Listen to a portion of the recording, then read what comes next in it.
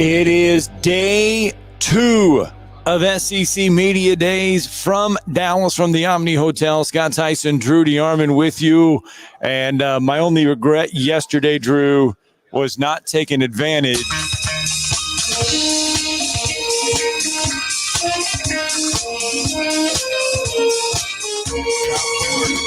Yep.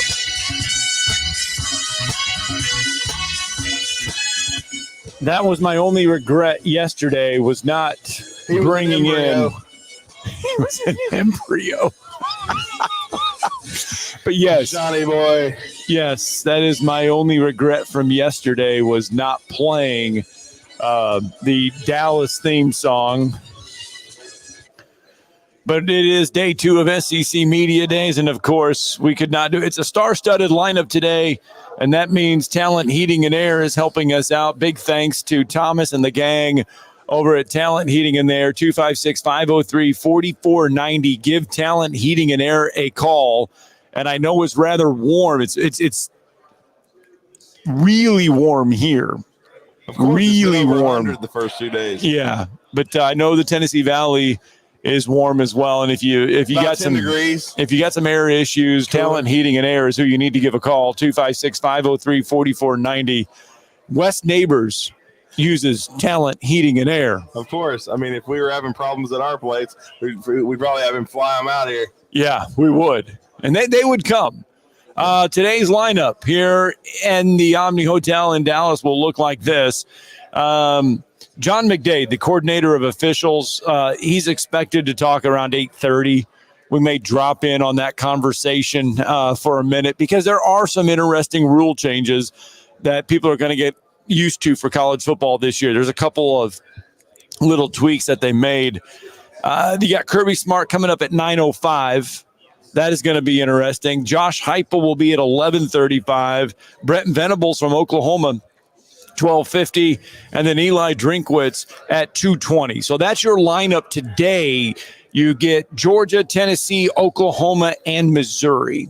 Yeah, looking forward to it. That's some real star power. Georgia's probably going to be the favorite to win the SEC, probably number 1 in the country to start the regular season. No doubt about that. That's going to be some interesting dynamics. And then Mizzou's going to be a team that's going to be everybody's dark horse because of who they return, and Brady Clark and at QB and also, or no, Brody Cook. Good grief. Brody Cook at quarterback. And then, and they've got, a lot of skill guys back. And then they've got, the only thing is, though, they did lose Blake Baker, their defensive coordinator, to LSU. And so they've had to kind of reconfigure on that side of the ball, but their schedule is favorable, and they've got a lot of talent back, offensively and defensively under Elijah Drinkwitz, who's really done a nice job in getting that program back to where Gary Pinkel had it when they first came to the SEC over 10 years ago. All right, so we're going to talk a lot about the teams that are coming in today. We've got 2 hours to do that, and we'll mix it in with some interviews as well. But yesterday, we did not get a chance to hear from the head coaches. Lane Kiffin was here, Ole Miss head coach.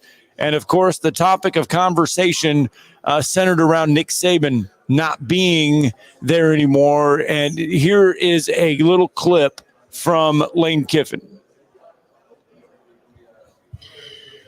Wow, it was huge. I mean, I mentioned it in there, and seeing him today, and obviously in different roles and everything, but he came in, and after I had the first initial media, I was back there, and he came and found me, and it's really cool, a really neat moment. And so I'm very appreciative to him those 3 years, and really him taking a chance on me, not just, okay, what did I learn?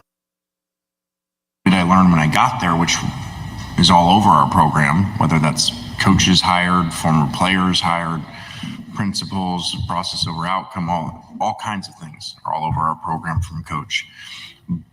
But the opportunity that he gave me to come there, when I feel like a lot of people wouldn't, because it was controversial.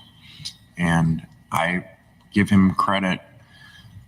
I've always said this about him, for an old school coach he is always, which is why to me he was so good for so long in all this movement of college football, because most kind of old school coaches didn't evolve and they weren't willing to change. They weren't really to take risk, and I think he did that with me, and then did that with offensive structure and change. And many defensive coaches that are old school that did as long as he did that would say, I'm going to go change offense. I can't stand this RPO and eventual tempo stuff. Like, I can't stand this because it's so hard to deal with. You would think most coaches would be like, okay, I want that, and I'm going to go do that. They rarely didn't. And as you study over time, that's why a lot of them didn't succeed because of that. And he's always evolved. And even though in a lot of ways he's conservative and old school, he evolves and takes risks.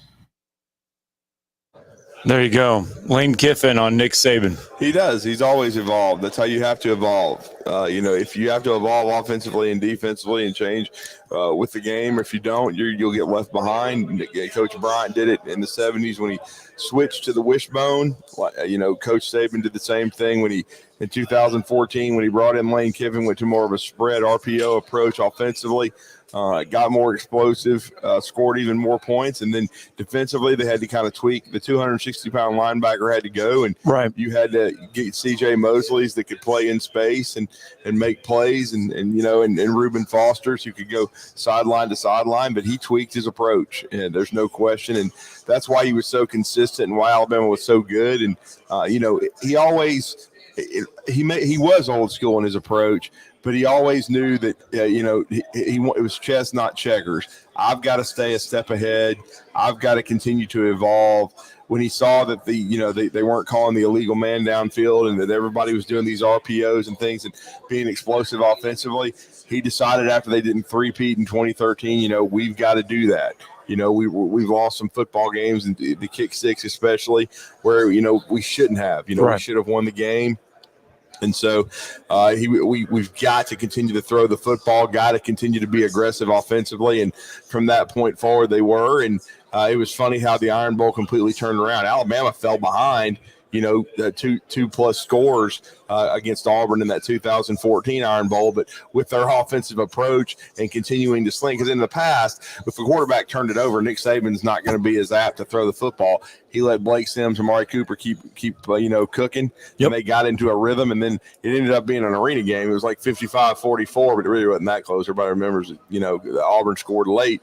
But he had to beat Gus Malzahn at his own game if he wanted to continue to stay on top, and he did that. And I think that was the opposite. Gus, brought some change to the game and brought that RPO, no huddle speed approach, but he didn't tweak it. He just kept doing the same thing for 5, 6, 7 years, and you have to change your approach. And that's why he had a good run at Auburn, but he's going to finish his career very likely at Central Florida, not in the SEC. So you look at the coaches that are coming in here today: Kirby Smart, Josh Heupel, Brent Venables, Eli Drinkwitz. You talk about evolving. How much has Kirby Smart evolved since he's taken over that head coaching spot at Georgia?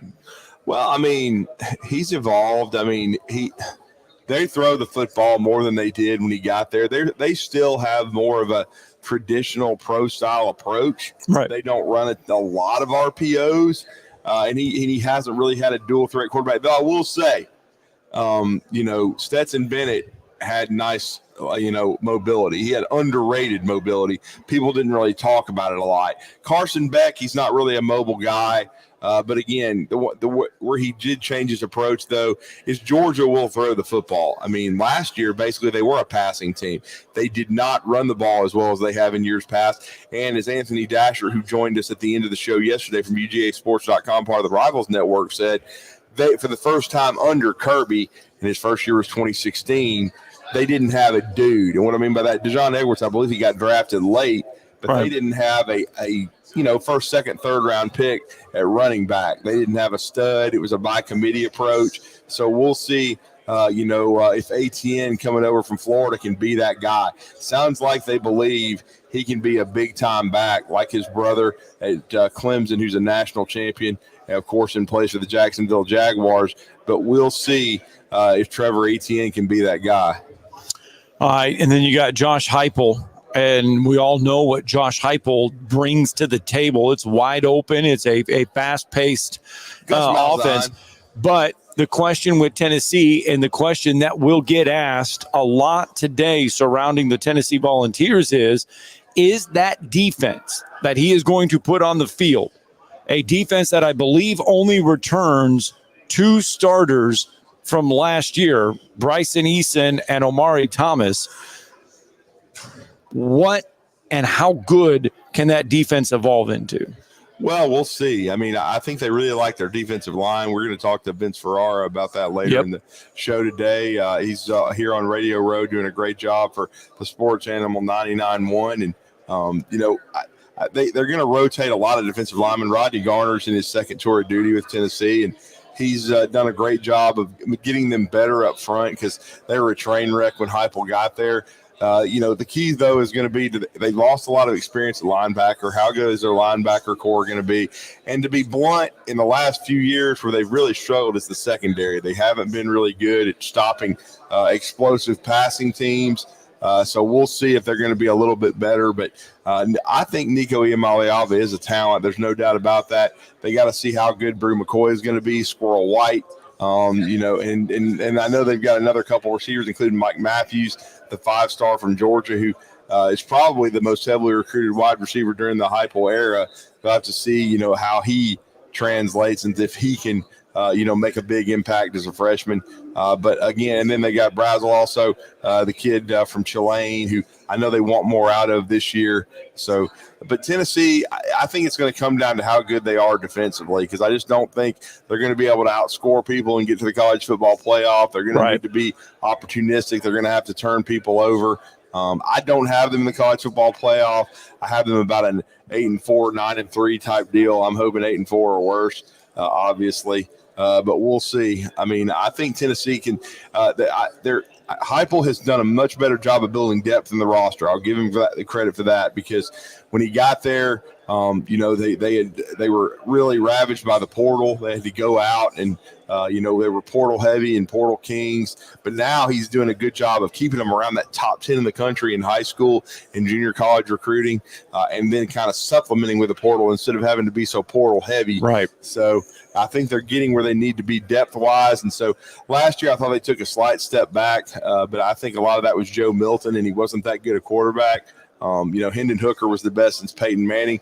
Now we'll see if that wasn't even a planned thing. Because he brought Joe Milton in from Michigan to be the starter, but Hendon beat him out. And Hendon, they came so close to making the college football playoff. Him getting injured against South Carolina was devastating, but they were already going to lose that game. If they had beat South Carolina, they would have made the college football playoff. So in year 2, so this is year 4 for Heupel, and so we'll see what happens. But I think their roster is in much better shape. But the problem is you mentioned it yesterday, Scott, there's so much depth in the SEC that you can be a better team but still not get to the college football playoff. I don't know yet if I've got Tennessee in the top 7 or 8 in the SEC. I think they're going to be right around there. But I think I will say this. I know we were kind of we've been talking about it for a couple of weeks now, but we were looking at schedules and checking it and trying to see some crucial games as far as swing games for teams. And I was looking at it, and I really think that this Tennessee-Oklahoma game, September the 21st, is the SEC opener for both of them. That's in Norman. Yeah, to me, the winner of that game is going to be in your top, 5 or 6 in the SEC. The loser is probably going to be around 8, and I just don't think they're going to be a college football playoff contender. I think that's a huge swing game early in the season. As you said, that game will be in Norman, Oklahoma, and that's going to be a big-time matchup against Tennessee on September the 21st. All right, 7:14. I tell you what, let's grab our first timeout of the morning, shall we? We've been live here from the Omni Hotel in Dallas. It's SEC Media Days 2024. Today's coverage presented by Talent Heating and Air. Let's grab our first break. When we come back, we'll talk Greg Sankey. Nick Saban takes a shot at Texas yesterday, and it's so good. We'll explain it all next. You're listening to SEC Media Days on 97.7 ESPN The Zone. Are you feeling here for my friends at Woody Anderson Ford? Bobby White, his team You're takes listening to great pride in their SEC service Media department, Days and you on can see it the moment you 97.7 walk into those ESPN, beautiful The new Zone. service lanes. And just like a championship team, Are you they all feeling work together tired? to make Are sure you your feeling experience is second sluggish? to none. Whether you Gentlemen, drive a Ford or Game not. Day Also, Men's Health. check out the Game gold Day certified Men's Health pre-owned is here inventory to at Woody help Anderson you. Ford. Braden is Great here. deals Braden, you've every got day. the answers. Stop by and see Thanks, them Scott. at Jordan Whether it's low Department T, or at erectile Woody Anderson of dysfunction, Madison weight on loss, Hughes or a Road, number or of other visit things, Woody we have the Anderson solution for them. It's Game Day Men's Health. Give them a call today at 256-850-1570. You can find them online. Hey, what man wouldn't like to have tests done in a man cave? That's right. Come in for your free test and consultation, walk into a world-class staff, a comfortable, relaxed environment, and get your results in about 20 minutes with appointments less than an hour. And the big game is always on the TV. It's Game Day Men's Health. Give them a call. 97.7 ESPN, The Zone. 256-850-1570. You can find them online at GameDayMen'sHealth.com/Huntsville/The Zone. AL cert number 21014. As the summertime approaches, and if you are in the business for a new air conditioning unit, only one place to call, Talon Heating and Air. Thomas from Talon Heating and Air with us. Thomas, this is the time. That's right. People are needing HVAC, air conditioner repairs done left and right, and we're here to serve. Talk about the services that Talon Heating and Air can provide. So Talent Heating and Air, we can come out, we can fix your unit, we can replace your unit, or we can just do maintenance on your unit. We cover all aspects of anything to do with your house and HVAC, from mini splits to gas pack. In the name of free, Talon Heating and Air offering several free things. That's right. We're offering a free second opinion. We always offer that year round. And then we're also offering a free service call with a repair during regular hours. So okay, it's Talon Heating and Air. Give them a call at 256-503-4490. You can also find them online at That's talenthvac.com. Give Talent Heating and Air a call today. There's power in caring when it is put into action. Each year, our bankers serve on nonprofit boards, support our local educators, and volunteer with our hometown food bank. I'm Bobby Humphrey, Vice President of Business Development for Bryan Bank, and community service is just not a line item in our mission statement, it's who we are. Because after all, Alabama is our home too. That kind of commitment to community might not be what you would expect from a bank, but it's exactly what you can expect from us. Give us a call or stop by one of our 2 offices in the Huntsville area and experience unbeatable service and legendary results. Bryan Bank Equal Housing Lender, NMLS ID 2428943, member FDIC. You want the right specialist for your recovery. At SportsMed Orthopedic Surgery and Spine Center, we understand every body is different. Your muscles and bones are unique, as is your body. Our SportsMed specialists offer innovative treatments and minimally invasive procedures, allowing you to quickly return to the life you love. Locations in Huntsville, Madison, Athens, and Decatur, and on the web at sportsmedalabama.com. Improving performance, improving lives.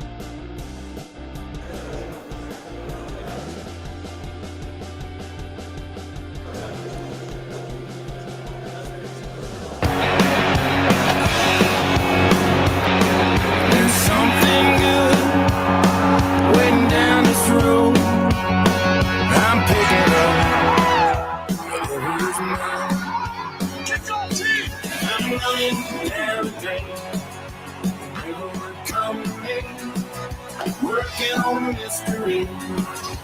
Going where it leads, running down a dream. The game of football is about respect. I want to experience this with you. Playing with that passion and that heart. Let's go. Pure, unbridled passion. This place is rocking. Let's go SEC football. That was the Luke Combs song, running down remakes of the Tom Petty Running Down a Dream. The late, great Tom Petty. Yeah, that's what they unveiled here yesterday. That's the SEC, I guess you could say, anthem for 2024. Luke Combs redoing the Running Down a Dream. If that doesn't get you ready to go for a Saturday SEC football, gives you a little bit of chills here in Dallas. Welcome back. It's 2024 SEC Media Days. Our coverage today brought to you by Talent Heating and Air. Make sure you give the guys from Talent Heating and Air a call. You can find them online at talenthvac.com, or you can give them a call, 256-503-4490. I promise there will be no Love Me Sexies or game shows or anything like that. Well, I'm looking forward to the kickoff commercial, whatever the hell y'all come up with, because, I mean, everybody always anticipates it. Now, we have to warn the police because people sometimes almost run off the road because they are laughing so hard and their eyes are watering. How could we tie a Smokey and the Bandit theme into Talent Heating and Air? Smokey and the Bandit, within the talent. We need to come up with something to where we take Talent Heating and Air, Smokey and the Bandit, and we come all into one. Okay, I'm gonna have to think about that. No question about it. So yesterday, and hopefully we'll get it here in a little bit. I don't have it queued up, but you did have a chance to ask Greg Sankey a question, and hopefully we'll get that question for you here in a little bit. But one of the things that Greg Sankey did mention yesterday in the State of the SEC address was the fact that as of right now, and keep in mind we are about a month and a half away from opening kickoff, that there is no tiebreaker procedure right now for the conference. Because remember, there is no East-West. There is no this. We're all going 16 teams. We're lining it up. But as of right now, the Southeastern Conference does not have a tiebreaker policy. They don't have rules in place for tie-breaking situations. He said that the athletic directors and everyone that they could have one fast, but they don't have one as of right now. Yeah, it's going to be interesting to see what they come up with the tie break, and because I mean there could be eventually, I don't know if hopefully not this year, we'll see, but there could be a situation where there are 3, 4, 5 teams with one loss or 2 losses. We will see, because this is going to be a difficult league to navigate. It's the toughest conference in the country. No matter what the Big 12 tries to tell you, it's the deepest conference in the country, and so. That'll be interesting after the rest of the summer, through August, kind of what Greg Sankey and a lot of the powers that be within the conference from the conference office in Birmingham come up with. All right, we will get you what you talked about with Greg Sankey here in just a little bit. But yesterday, Nick Saban was also on the set. Yes, he was. There has been a lot. Listen to what he had to say in regards to Texas joining the league. What kind of tickles me is all these people asking these questions about how Texas always ran the conference they were in. They're not going to run the SEC. There's a whole lot of arrogant people in a lot of places in the SEC, so they can forget all about it. Yeah. They'll be a good team and a great program, and Sark will do a great job, but that's not going to be a problem. Yeah. That's been a conversation that has, believe it or not, that you get a little bit of an arrogant feel. You think? Down here a little bit. There is. I didn't know what to expect. Didn't think it would really be, but you do. There is a little bit. I don't want to say everybody. I'm not putting everybody from the Texas side into the pot and saying it's this, but there is a good chunk of Texas people here this week that have that arrogant feeling. Well, they haven't been through the SEC yet. I mean, they've been preparing for it, no question. They have the resources. They had a good year last year. Their last year in the Big 12, but I think that helped them too because they had a lull there in the middle of the season where they didn't play as well and pulled out some games against K-State and others, in Houston where they didn't play their best football. They won't be able to do that in the SEC, and I think Sark knows it. But they lost some key staff members too, especially Bo Davis, and we're going to talk to our good friend Matt Moscona in a few minutes about that because I think that's a huge hire for LSU. I think he's the best D-line coach in the country. I've always thought so. Even as consistent as Alabama was under Coach Saban, I felt like they lost a little bit of their edge up front because they didn't have Bo, and Bo will be back, since his for the first time since his days under Coach Saban at LSU, and I think it's huge for Brian Kelly, and getting Corey Raymond back in the program, which I don't think he should have ever left. I think Brian Kelly understands that now, and so I think the defensive staff is light years better at LSU, and so we'll see with the tweaks with Texas how good theirs is, right? But because they had to make a few changes on that side of the ball due to head coaching jobs, guys getting other opportunities, Bo deciding to leave. But I thought Bo really kind of turned their defense around. He was a big reason their D-line was so good and their run defense was stout. And the reason they beat Alabama because really they just wore Alabama down, man. In the second half, they just kept rotating the defensive linemen and they started putting pressure on Milroe, and Milroe was very young still at that point, but they just won the battle up front, man. And then in the fourth quarter, they just ran the football.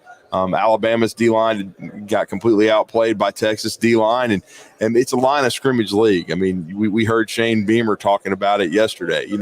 There's 6 or 7 guys on each team you got to account for. There's not 1 or 2, so it's a different animal, no doubt about it. And the Big 12 is a good football league, but it's not great. So Texas is going to have to be more consistent. Yep.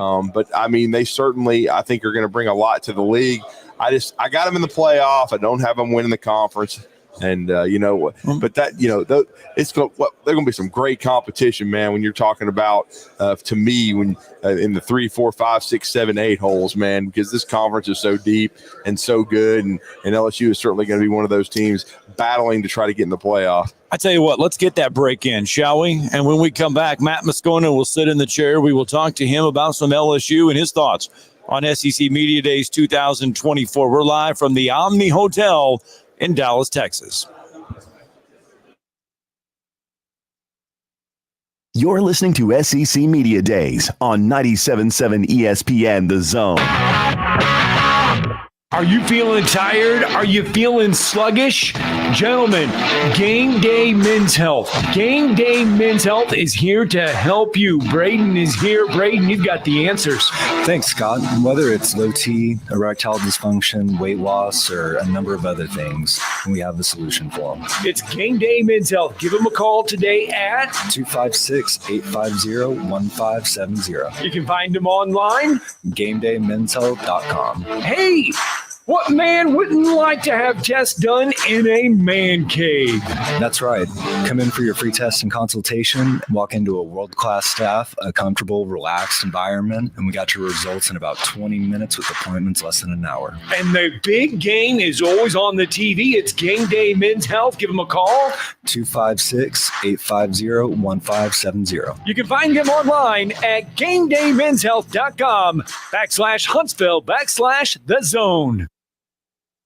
AL cert number 21014. As the summertime approaches, and if you are in the business for a new air conditioning unit, only one place to call, Talon Heating and Air. Thomas from Talon Heating and Air with us. Thomas, this is the time. That's right. People are needing HVAC, air conditioner repairs done left and right, and we're here to serve. Talk about the services that Talon Heating and Air can provide. So Talon Heating and Air, we can come out, we can fix your unit, we can replace your unit, or we can just do maintenance on your unit. We cover all aspects of anything to do with your house and HVAC, from mini splits to gas pack. In the name of free, Talon Heating and Air offering several free things. That's right. We're offering a free second opinion. We always offer that year round. And then we're also offering a free service call with a repair during regular hours. So okay, it's Talon Heating and Air. Give them a call at 256-503-4490. You can also find them online at talenthvac.com. Give Talon Heating and Air a call today. There is power in caring when it is put into action. Each year, our bankers serve on nonprofit boards, support our local educators, and volunteer with our hometown food bank. I'm Bobby Humphrey, Vice President of Business Development for Bryan Bank, and community service is just not a line item in our mission statement. It's who we are. Because after all, Alabama is our home too. That kind of commitment to community might not be what you would expect from a bank, but it's exactly what you can expect from us. Give us a call or stop by one of our 2 offices in the Huntsville area and experience unbeatable service and legendary results. Bryan Bank Equal Housing Lender, NMLS ID 2428943, member FDIC. You want the right specialist for your recovery. At SportsMed Orthopedic Surgery and Spine Center, we understand every body is different. Your muscles and bones are unique, as is your body. Our SportsMed specialists offer innovative treatments and minimally invasive procedures, allowing you to quickly return to the life you love. Locations in Huntsville, Madison, Athens, and Decatur, and on the web at sportsmedalabama.com. Improving performance, improving lives.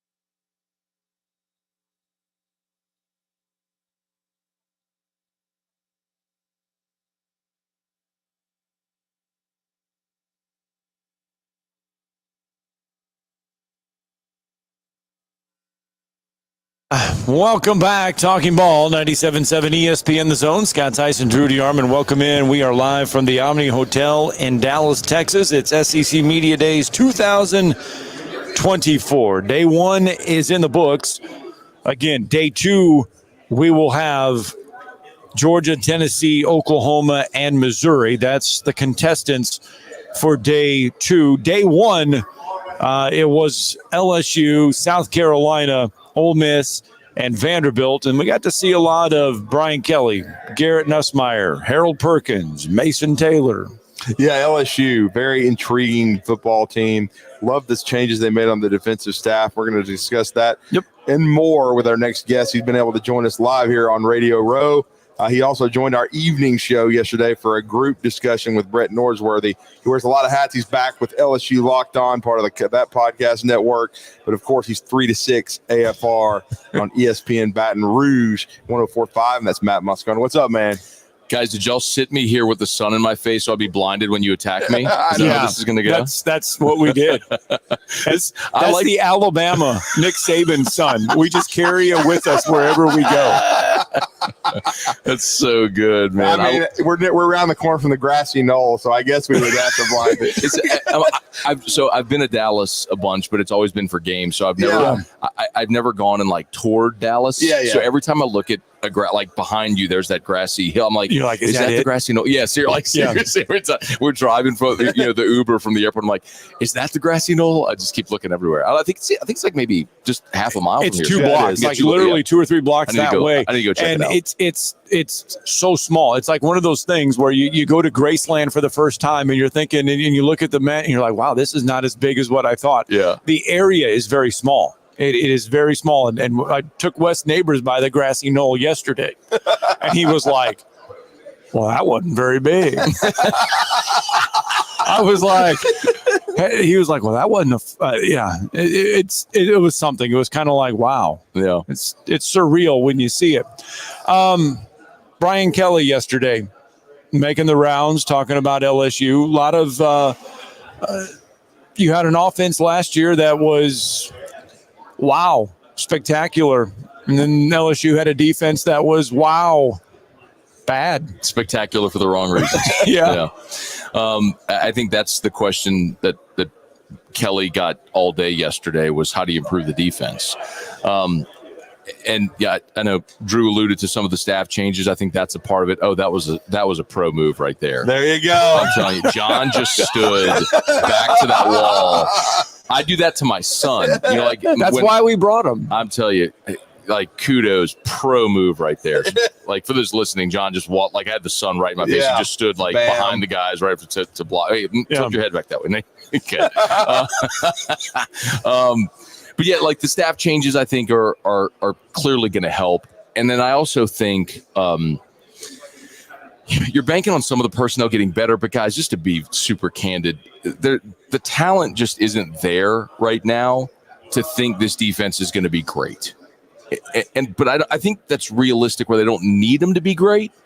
You just can't be the worst defense in the history of the program again. So the question is, offense takes a step back, but I think everyone thinks they're still going to be really good. Yeah. Defense improves, but how much do you close that gap on? Yeah. You lost 3 games last year by an average. You allowed an average of 48 points in your losses. Like it just doesn't even sound like LSU. So how much better is the defense? That's just the giant question around this team. Yeah, it totally is. And then Harold Perkins, he was so disruptive as a freshman, best freshman in the conference defensively.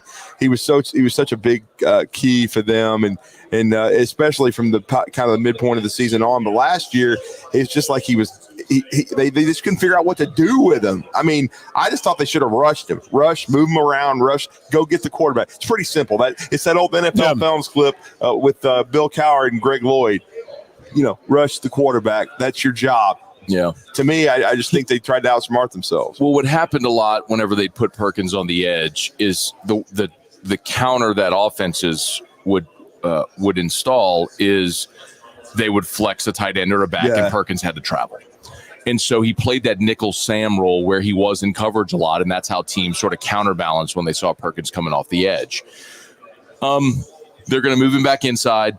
So he told me yesterday that he's bulked up to 225. He was 210 when he got on campus. Yeah, coach was talking about the weight he needed to gain yesterday. So Perk said he's up to 225 and says he hasn't lost any of his speed. But, guys, we've heard from Blake Baker, LSU's DC, this offseason. Yeah. And the point that he's made pretty consistently is, like, first of all, there has to be a player that's athletically able to do a job. And he says Perkins can do that. Now it's just about the old proverbial, the game needs to slow down.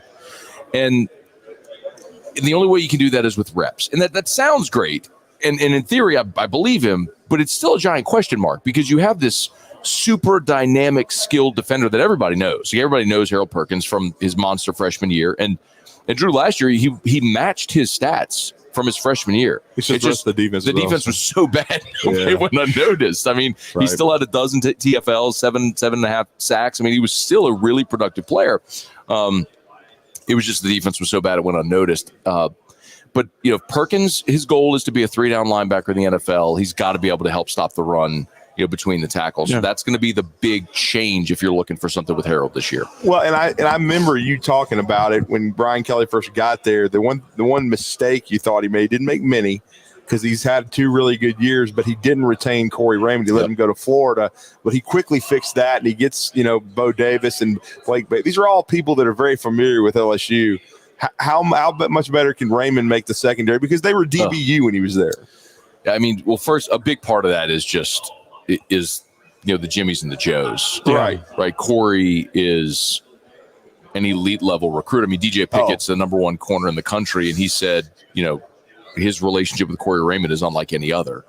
So when you're in on guys like that, it's just going to make your job easier when you've got guys like Patrick Peterson and Mo Claiborne and Tyrann Mathieu and Derek Stingley running around out there. It's a big challenge this year to answer your question, Drew, because he doesn't have those players. Wow. The situation. The situation. Now even listed it a sheet of paper to help with the Sun as well. I think one of the gigantic problems that the secondary had a year ago, not only was the lack of talent, but the coverage busts. And if you're not going to be super talented, then you got to be assignment sound, and they weren't. So if Corey coming in can make them more assignment sound, simplify things, I think it improves them dramatically. But there's no Derek Stingley on this team. There's no Christian Fulton on this team. There's no. I don't know that there's an NFL draft pick at cornerback on this team. Wow. So that's really the charge that Corey Raymond has, is you got to get talent back into that room. So, that's not there right now. Does that fall on Brian Kelly, or does that fall on what we're still coming out of from Ed Orgeron? Well, by this point, you would think that you would have recycled that talent entering year 3. But the problem, Scott, is what Drew alluded to, in not retaining Corey Raymond. They hired Robert Steeples. That was his first collegiate job was LSU. Wow. And the highest rated cornerback signee LSU had a year ago, or as a freshman, I should say, was Jeremiah Hughes, who was the number 47 corner in the country. I mean, they went to Vegas to recruit a 3-star corner. That doesn't sound like LSU. No. The standard changed. Okay. And so now a lot of those guys have transferred out. They've supplemented with portal guys, and then you have some young guys who are growing up. So, I mean, it's going to be a lot of names you don't recognize. They went to Ohio State and got Jair Brown. I don't need to throw a lot of names because it's just going to be names you don't recognize. Right. So somebody's got to start, right? I did ask Kelly yesterday, the one guy that was pretty consistent for him last year was Zy Alexander. Yeah. Tore his ACL in the Army game before LSU played Bama. And he's at about 90%. BK told me yesterday they're expecting to have him good to go. So that would at least be one guy that you feel confident in, but it's a big charge in fall campus. Go find your starting corners. And now, we haven't even talked about the LSU offense. And in 2 of the last 5 years, I think they've had the 2 best offenses in LSU history. We know how good 19 was. They won it all. Last year, they were just about as good, just about as explosive, just defensively. They weren't opportunistic. They weren't very good. But every level, they were really good on offense. Garrett Nussmeier has played. We talked to Jim Nagy yesterday. Jim Nagy loves his arm talent. Saw him at Manning Passing Academy. Loves them. He thinks they're going to have guys like Kyron Lacey step up. I know Coach was talking about Kyron yesterday. And I will say this, Mason Taylor, we all know tight ends with Brian Kelly. They've always been great. Mason Taylor's a heck of a talent. And then the O-line. That had been an issue for LSU, but this should be one of the better ones they've had in a while. Yeah, when Brian Kelly got to Baton Rouge, like that first game against Florida State, if y'all remember, they played Florida State in their opener the last year. The first one in the Superdome was a disaster on the offensive line. Like Jaden Daniels, you needed Jaden Daniels to play quarterback because you needed an God run. Right. You know. This offensive line, though, look, when Brian Kelly got this job, there were 2 spots that we looked at and said, okay, he's done an amazing job at Notre Dame pumping that talent into the NFL, and was O-line and tight end. For perspective, guys, in his decade at Notre Dame, Brian Kelly had as many tight ends drafted as LSU did from 1981 to present day. Wow. So in 40 years, you know what I mean? That's just not been a place where LSU's had a lot of success. So Mason was signed as a 230-pound guy. He's up to 6'6", 255. He's built into but he's Jason Taylor's son. Pro Football Hall of Famer. So he's got the genetics. He's got clearly a ton of athletic ability. But the offensive line, they've recruited exceptionally well. They've developed guys, and they got everybody back this year as well. So your 2 starting guards were guys that could have gone pro, decided to come back. So you got a 4th and a 5th year senior at guard. You've got Will Campbell, Emory Jones at tackle. I think most people know those names by now. And then you have a new center with DJ Chester's a young guy they're really excited about. But if you're really optimistic about the LSU offense, it should be because you have one of the best offensive lines in football that should help you run the ball and protect Nussmeier and let the thing flow a little bit. Garrett Nussmeier doesn't have to be Jaden Daniels. I know a lot of fans. Well, what Jaden Daniels did was electric. It was fun to watch. It was, but a lot of people I don't think understood that a lot of the stuff he was doing was because of the offensive line being so bad. 2 years you ago, watched Garrett Nussmeier play. And see, but what's it going to look like though with him under center? What's that offense? How different will it look? Yeah. Well, Nussmeier ran for 1 yard last year. Yeah. So we're not going to see. So we're not going to see him run for 1,100 yards this year, like Jaden Daniels did. So it's going to look very different. Right. So this is, if you're looking for, what's the giant question with the offense? I think it's the running back position. It's so weird, guys. We've all talked forever, man. Y'all have been kind enough to invite me to do this with you. And man, LSU used to, under Les, had this thing where Les always recruited the big physical backs, right? Jeremy Hill, Leonard Fournette, Darius Geis, Darrell Williams, all those guys. And it's a little strange to go into a season where you don't really know what LSU has at running back. So, I mean, Caleb Jackson's a sophomore. Everyone in Baton Rouge is really excited about, but I don't think anybody knows that name. He's a kid from Baton Rouge. If you want to look it up, it's the profile. Yeah. So there's a play from the Mississippi State game last year, went kind of viral, where he just trucked the guy on the sideline. It's worth looking up on Twitter if you're listening. Caleb Jackson is the running back's name. I mean, Josh Williams is a 6-year guy, just a program guy that's a really solid player. They got a freshman coming in, Caden Durham. John Emery's coming back off a torn ACL. That's crazy. He's going to been through so much, man. I know. It's going into his 6th year now. And then, they got the Trey Holly situation. He's at a legal situation that Kelly told me yesterday. They hope to be adjudicated next week and hope to get him back. But you just don't have a lot proven there. So where does the running game come from is a very, very fair question with this offense. But receiver, they're talented and great as they've always been. I'm glad you said receiver because I didn't get a chance. I was going to ask Brian Kelly about this guy because Mike Scarborough, who I'm good friends with, we've had him on many times. He was high on this dude for 3 years. But I think he's had maturity issues. Is Aaron Anderson ready to break out? Because I know he has big-time talent. Man, that's a good one. So, of course, y'all know Aaron. He started his career at Bama. Yep, in the car, New Orleans. Yeah. So, 5-star, started at Bama, was there for a year, transferred into LSU last year. I think they expected him to really be the punt and kick returner from jump, and it just never really materialized. Last year was so tough because Malik Neighbors and Brian Thomas are so good. It was just so easy to feed those guys the ball because they were always open. And why would you go anywhere else? Just throw it to those two guys. Even if they're not open, they're going to make a play.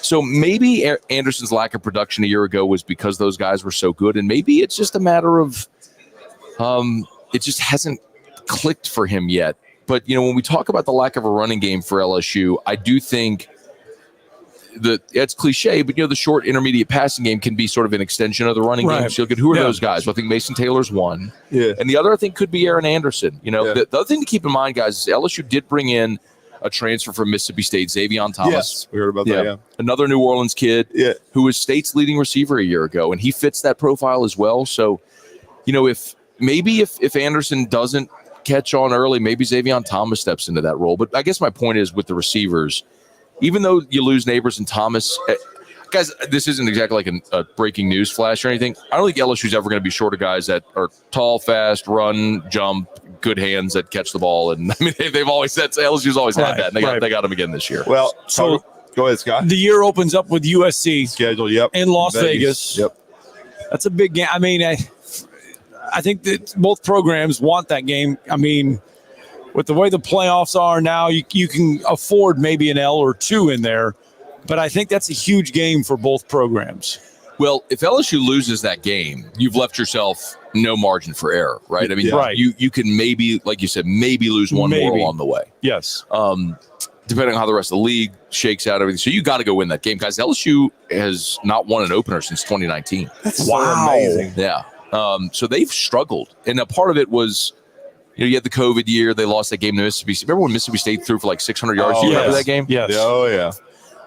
And then they lost to UCLA in the Rose Bowl, and then the last 2 years to Florida State. So for whatever reason, that's been a bugaboo for LSU. They got to be ready to go in that game. It's interesting because LSU and USC, you know that Spider-Man meme where the Spider-Mans like pointing at each other? That's like LSU and USC. Both lose Heisman Trophy winning quarterbacks. Both were atrocious on defense a year ago, replacing new defensive coordinators coming in. feeling like you probably don't have as much talent on defense as you're accustomed to in the team, but expectation on the offensive side. I mean, they're very, very similar teams, and LSU's about a touchdown favorite early in that game right now. But boy, Tigers got to figure out how to go play well in an opener because they haven't done it in a while. Well, great stuff, Matt Moscona, giving us some time. LSU. My final question: What do they have to do to be a college football playoff team this year in your mind? Well, they got to start 6-0. And so, Scott, I don't know if you have the schedule up. I do. That's USC, Nicholls, South Carolina, UCLA, South Alabama, Ole Miss. So the key to that is if you're able to beat USC, and then week 3 you go to Columbia and beat South Carolina, which you should win that game. I think we would agree. Tough spot though. It's going to be a noon Eastern game, and you're on the road, and Columbia is never easy to play there. But you start 5-0, you get an open date before you host Ole Miss. And Ole Miss has back-to-back road conference games before they come to LSU. So it's a good spot for LSU. The schedule for LSU is tough, but if you look at how it falls, you get an open date before Ole Miss, you get an open date before Bama, you get Vandy before you play Oklahoma. There are some things that the way it lines up favors you, but if we're even going to talk about playoff with LSU, I have to see this defense prove they can be competent, because if you're going to put a product out like you did last year defensively, then it's a non-starter. You're a team that's going to be a 7-8 win team, and everybody's going to be massively disappointed. Yeah. So how much better is this defense? That is absolutely, you cannot talk expectations about LSU until we see improvement on that side of the ball. Well, yeah, because it goes Alabama, Florida. Alabama is in Baton Rouge, but Florida is in Gainesville. Yes. And that's just never an easy trip, regardless of what Florida team awaits. That's not an easy trip. I'll be curious to see if Billy Napier is still the coach at that point. Florida's final 5 games. Look at their schedule. I don't know that they win any in their final 5. No, that's just brutal, man. That's the toughest schedule in the country. If he wins 7, he should be back, but that's going to be hard to do. Well, 3-6 later this afternoon, and of course, Locked On LSU. Check Matt Moscona out, man. We really appreciate it. Thank you, sir. Okay, guys. Thanks, Matt. All right, let's get that break in. Talking Ball 97.7 ESPN, The Zone.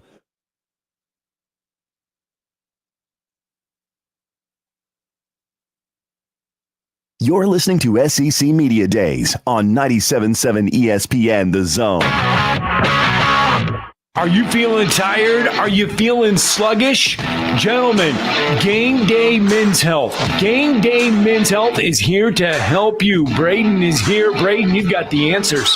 Thanks, Scott. Whether it's low T, erectile dysfunction, weight loss, or a number of other things, we have the solution for them. It's Game Day Men's Health. Give them a call today at 256-850-1570. You can find them online. GameDayMen'sHealth.com. Hey! What man wouldn't like to have tests done in a man cave? That's right. Come in for your free test and consultation. Walk into a world-class staff, a comfortable, relaxed environment, and we got your results in about 20 minutes with appointments less than an hour. And the big game is always on the TV. It's Game Day Men's Health. Give them a call. 256-850-1570. You can find them online at GameDayMen'sHealth.com/Huntsville/The Zone. AL cert number 21014. As the summertime approaches, and if you are in the business for a new air conditioning unit, only one place to call, Talon Heating and Air. Thomas from Talon Heating and Air with us. Thomas, this is the time. That's right. People are needing HVAC, air conditioner repairs done left and right, and we're here to serve. Talk about the services that Talon Heating and Air can provide. So Talon Heating and Air, we can come out, we can fix your unit, we can replace your unit, or we can just do maintenance on your unit. We cover all aspects of anything to do with your house and HVAC, from mini splits to gas pack. In the name of free, Talon Heating and Air offering several free things. That's right. We're offering a free second opinion. We always offer that year round. And then we're also offering a free service call with a repair during regular hours. So okay, it's Talon Heating and Air. Give them a call at 256-503-4490. You can also find them online at talenthvac.com. Give Talon Heating and Air a call today. There's power in caring when it is put into action. Each year, our bankers serve on nonprofit boards, support our local educators, and volunteer with our hometown food bank. I'm Bobby Humphrey, Vice President of Business Development for Bryan Bank, and community service is just not a line item in our mission statement, it's who we are. Because after all, Alabama is our home too. That kind of commitment to community might not be what you would expect from a bank, but it's exactly what you can expect from us. Give us a call or stop by one of our 2 offices in the Huntsville area and experience unbeatable service and legendary results. Bryan Bank Equal Housing Lender, NMLS ID 2428943, member FDIC. You want the right specialist for your recovery. At SportsMed Orthopedic Surgery and Spine Center, we understand every body is different. Your muscles and bones are unique, as is your body. Our SportsMed specialists offer innovative treatments and minimally invasive procedures, allowing you to quickly return to the life you love. Locations in Huntsville, Madison, Athens, and Decatur, and on the web at sportsmedalabama.com. Improving performance, improving lives.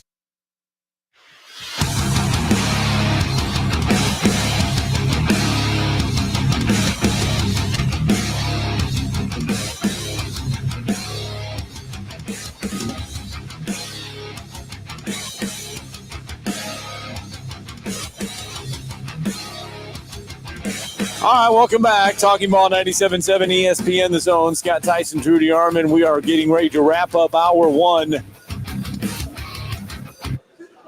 There we go. Wow. Getting ready to wrap up hour 1 of day 2 of our SEC Media Day coverage. Of course, today brought to you by Talent Heating and Air. Make sure you give them a call today, 256-503-4490. They do a lot of service for us. They can do anything for you. They serve the Huntsville and surrounding areas. They offer solutions to fit your needs. They got package systems, heat pumps, multi-split systems. They have got everything. It's Talent Heating and Air. Give Thomas, Terry, or Jeremy a call. How about that? Over 40 years of combined experience. It's Talent Heating and Air. TalentHVAC.com. or 256-503-4490. That's how you can give them a call, Talent Heating and Air. So about ready to wrap up hour 1. Coming up at the top of the hour, Vince Ferrara is expected to join us at some point to talk a little Tennessee football, as Josh Heupel will be here later today. Yeah, and Tennessee's right there with LSU. You know, what do they need to do to make the college football playoff? I don't think they're going to win the conference, but they certainly have the talent, and we talked about it at the top of the show. The depth, improved depth, especially up front defensively, to contend for a college football playoff spot. No doubt about it. We'll have the first full season as a starter for Nico Iamaleava, who you just roll that off the tongue, don't you? I mean, with Tua Tagovailoa, you just have to work on it. You know, it just takes some work. DJ Uiagalelei, and don't forget DJ Uiagalelei is going to be the QB at Florida State, so. He'll be on his third. I forgot about that. He had, DJU had his best year throwing the ball last year at Oregon State, yardage-wise. Yeah, and he had his best year. So it'll be interesting to see. He's got big shoes to fill for Jordan Travis at Florida State. And now, Johnny Boy, I think we have we've just rednecked this. Yeah, we have totally rejiggered it. We have Steve Moulton and John Abraham giving us some cover right here. We have brought the Alabama Trailer Park to Texas. Deep in the heart of overrated. Oh, that's going to do it for hour number 1. Hour 2 going to get underway here from the Omni Hotel in Dallas. It's SEC Media Days 2024.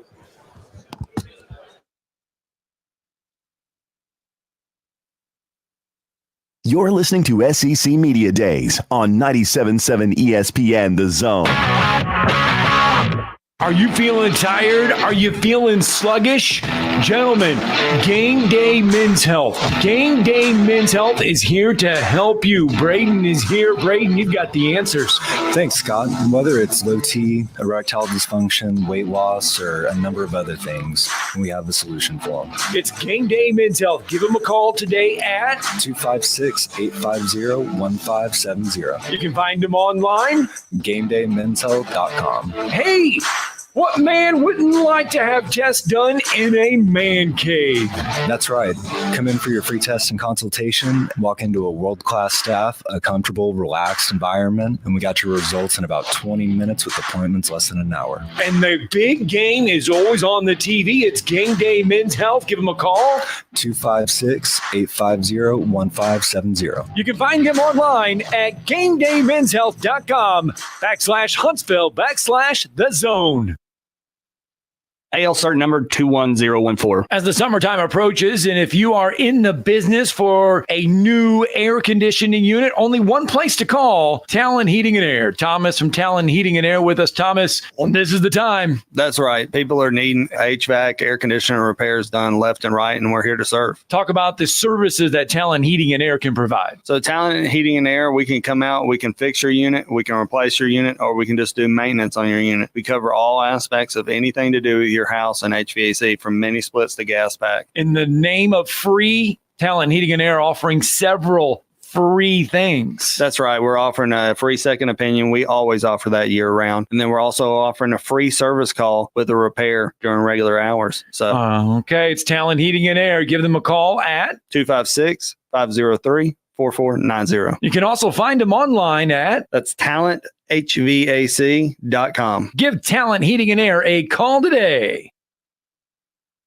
There's power in caring when it is put into action. Each year, our bankers serve on nonprofit boards, support our local educators, and volunteer with our hometown food bank. I'm Bobby Humphrey, Vice President of Business Development for Bryan Bank, and community service is just not a line item in our mission statement. It's who we are. Because after all, Alabama is our home too. That kind of commitment to community might not be what you would expect from a bank, but it's exactly what you can expect from us. Give us a call or stop by one of our 2 offices in the Huntsville area.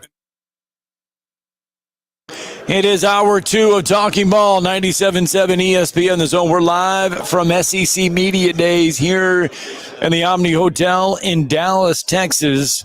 And what a Tuesday it has been so far.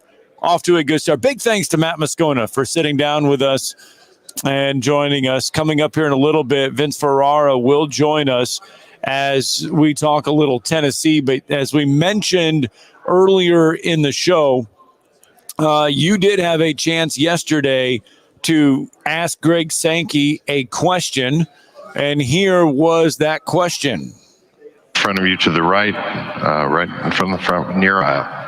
Yes, Commissioner Sankey, this is Drew DeArmond, WZZN Radio, Huntsville, Alabama. You worked with him throughout your entire career as commissioner on the other side of the headset with Coach Nick Saban. But what can he do to help our league continue to grow and navigate the ever-changing world of NIL and the transfer portal now as a member of the media and a voice of college football? What can Nick do? Well, help us avoid rat poison would be the first on the list. He and I spoke, it was a couple of days after the announcement of his retirement, and I think one of Nick's observations, I think it's fine to share, is the ability to be influential in a different role outside of coaching. He and I probably dealt with, you're doing this because Nick thinks it's competitively favorable. One of the things I found over time is Nick, in many ways, uniquely thought ahead on issues, provided really deep and clear insight. And he and I have had any number of conversations over, this is my 10th year as commissioner, but I've been in the SEC for 23 years, but for the 2 years he was with the Dolphins, we're in conversation throughout those couple of decades. So I think he can bring that clarity. I think he can bring an understanding that even I don't have dealing with these issues on the front lines as a head football coach. And I know he brings love of the game overall to an analysis. And so I have seen him engage in conversations already in a big picture problem solving way. And I hope that will continue. And he can evaluate my performance, since he's sitting in the room listening, my performance in answering that question. There you go, Greg Sankey. Yeah, I mean, Coach Saban's going to play a crucial role going forward. It's going to be in a different role. He's not going to be coaching a team, but he's going to be coaching people. in my opinion, and trying to get all the right folks in the same room and on the same page. And I think it's going to be crucial for the development of college football and for the SEC. And he's going to be a voice of reason because he wants what's best for the game. He's not, some people have conspiracy theories. He's still on the payroll at Alabama as a consultant, this and that, but he wants the game to be healthy. And so, and he wants the SEC to be the best league, in my opinion. But I think he's going to do a great job in the media. He's going to prepare. He's going to throw his work ethic into that like he did as a coach. And no matter what Nick Saban does, he does it at the highest level. And I'm looking forward to his contributions. And he already had some interesting comments, as we've already talked about yesterday. And speaking of being prepared and speaking of knowing what is going on – and having sunglasses. And that's what you mean by prepared, right? Yes. So I got to put them back on because it's in my face again. Look what we did, though. We have hopefully created a little bit of relief. For the stars of the show you did. My backside is like 20 degrees cooler right now. That's the most important thing. Vince Ferrara, kind enough to join us here from SEC Media Days at the Omni Hotel, presented by Talon Heating and Air. He's going to give you a food recommendation, too. He had a good burger when he got down here. We had Whataburger. In-N-Out Burger, excuse me. We had barbecue last night from Sonny's. 24/7. Open 24/7. And we, just so you know, there's 6 of us on the trip. We bought over 4 pounds of barbecue, 4 sides, 12 rolls, and about the onion rings were about the size of Texas. And that's all that's left is one onion ring. Yeah. He's still skinny, Drew. And we threw it down. Well, we call it tapeworm for a reason. It was a beautiful evening of just barbecue and 99 degrees in Dallas, Texas. Yeah, whether it's burgers, barbecue, or Tex-Mex. Don't call it Mexican food. It's Tex-Mex. Oh, yeah. Yeah, so our esteemed video guy, I said, how about Tex-Mex tonight? And he goes, well, we have Tex-Mex in Huntsville. No, that ain't the same. Yes, it's not the same. I lived in Dallas, actually, for a year and a half in the early 2000s. Did you? So, wow, okay. Yeah, so the part of downtown, Josh Ward from the station, he did a little run one morning way too early to go running or do anything. But, yeah, he ran, and he was in the Deep Ellum area. That's kind of a nightlife area in downtown Dallas. And just a lot of places. Dallas is young. It's vibrant, obviously very busy, a lot of people, very cultured, people from all over the world. I like that kind of stuff. It's been a while. It was early 2000s, but I enjoyed my time in Dallas. Well, Vince Ferrara from the Sports Animal 991 and also the IMG Vol Radio Network. Speaking of young and vibrant, Nico Iamaleava, everybody keeps telling me, you keep rolling it off your tongue. Well, we're ready to see this kid. Yeah. He did the job in the bowl game, but now we get to see a full year of this. Is he the most highly anticipated Tennessee QB since Peyton Manning? I think so. And by the way, I meant to mention it on the show today. I didn't get to it. You just reminded me of it because you said his name perfectly right. Iamaleava, Nico Iamaleava. Yeah. For just a little advice for media people, if you don't know how to say it, just say Nico. That's all I do. No, I do. I don't even pretend to. So yeah, you're better off. Everybody knows what you're talking about. Yes. It's just Nico. So he is highly anticipated. A lot of fans wanted him to play last year and wonder what the season would have been like had he would have played. But he understands that he wasn't ready. He is ready, and he's improved. He's gotten bigger in the offseason. We'll see from the spring to when they report to camp what he looks like. He may have put on more weight, and he needs to because he came in very slight, played volleyball in high school. Yeah, a little volleyball player. Yeah, so he's from a mental standpoint, from not like wanting to just be given the job. He understood that, hey, last year was a learning opportunity for me. And he was ready to go for the bowl game. That wasn't even like the full Nico experience. Yeah, he ran for 3 touchdowns, but he's not going to have to do that all the time. So that was kind of a situation where the guy's missing, but he has that playmaking ability. I think the coaching staff trust him too. And the biggest thing is the accuracy down the field that Joe Milton missed on a lot last year. And it hurt them because those explosive shot plays is what makes this offense really dangerous and difficult. They couldn't get mismatches because they weren't able to hit those deep shots. You remember the year before with Jalen Hyatt, they motion guys out at Alabama game that get linebackers on Jalen Hyatt. So they weren't able to do that because they couldn't punish people down the field. I think you'll see them be able to do that, especially when your quarterback is willing and able to run as well. How much freedom then does Josh Heupel give him in this offense? How much control does he give him right out of the gates, like with the playbook, audibling at the line of scrimmage, or all? How much do you anticipate Josh Heupel giving him the keys to this offense early then? Yeah, Scott, it's a great question, and it's something that Josh Heupel has spoken to a little bit, and Joey Halsley as well, that he does have the ability to get him in the right run plays, the right reads. The offense has some options in it as well, where the quarterback needs to see the same defense as the receivers. So if they both read it right, then there's not a defense for it, because you're basically deciding your route based on how they're defending you. And if you understand that, then okay, that's your first read, but it's not overly complicated. It's still a decision. Yeah. So it is a lot on his plate, but the receivers are important in that as well. So he will have the freedom when they have those options. And then also the run plays, they want their quarterbacks to be able to get them in the right run plays. There's times where Tennessee would see 5-man boxes and they wouldn't run the ball last year, or they'd have 9-man boxes and they would run the ball. Now, that wasn't every down, but there are opportunities you go back and you're like, okay, that wasn't what they should have done. So I think Nico will see that. Practices in the spring were so different, and the sun in my face again. So practices were it's falling down. So different. We brought the tape from Alabama.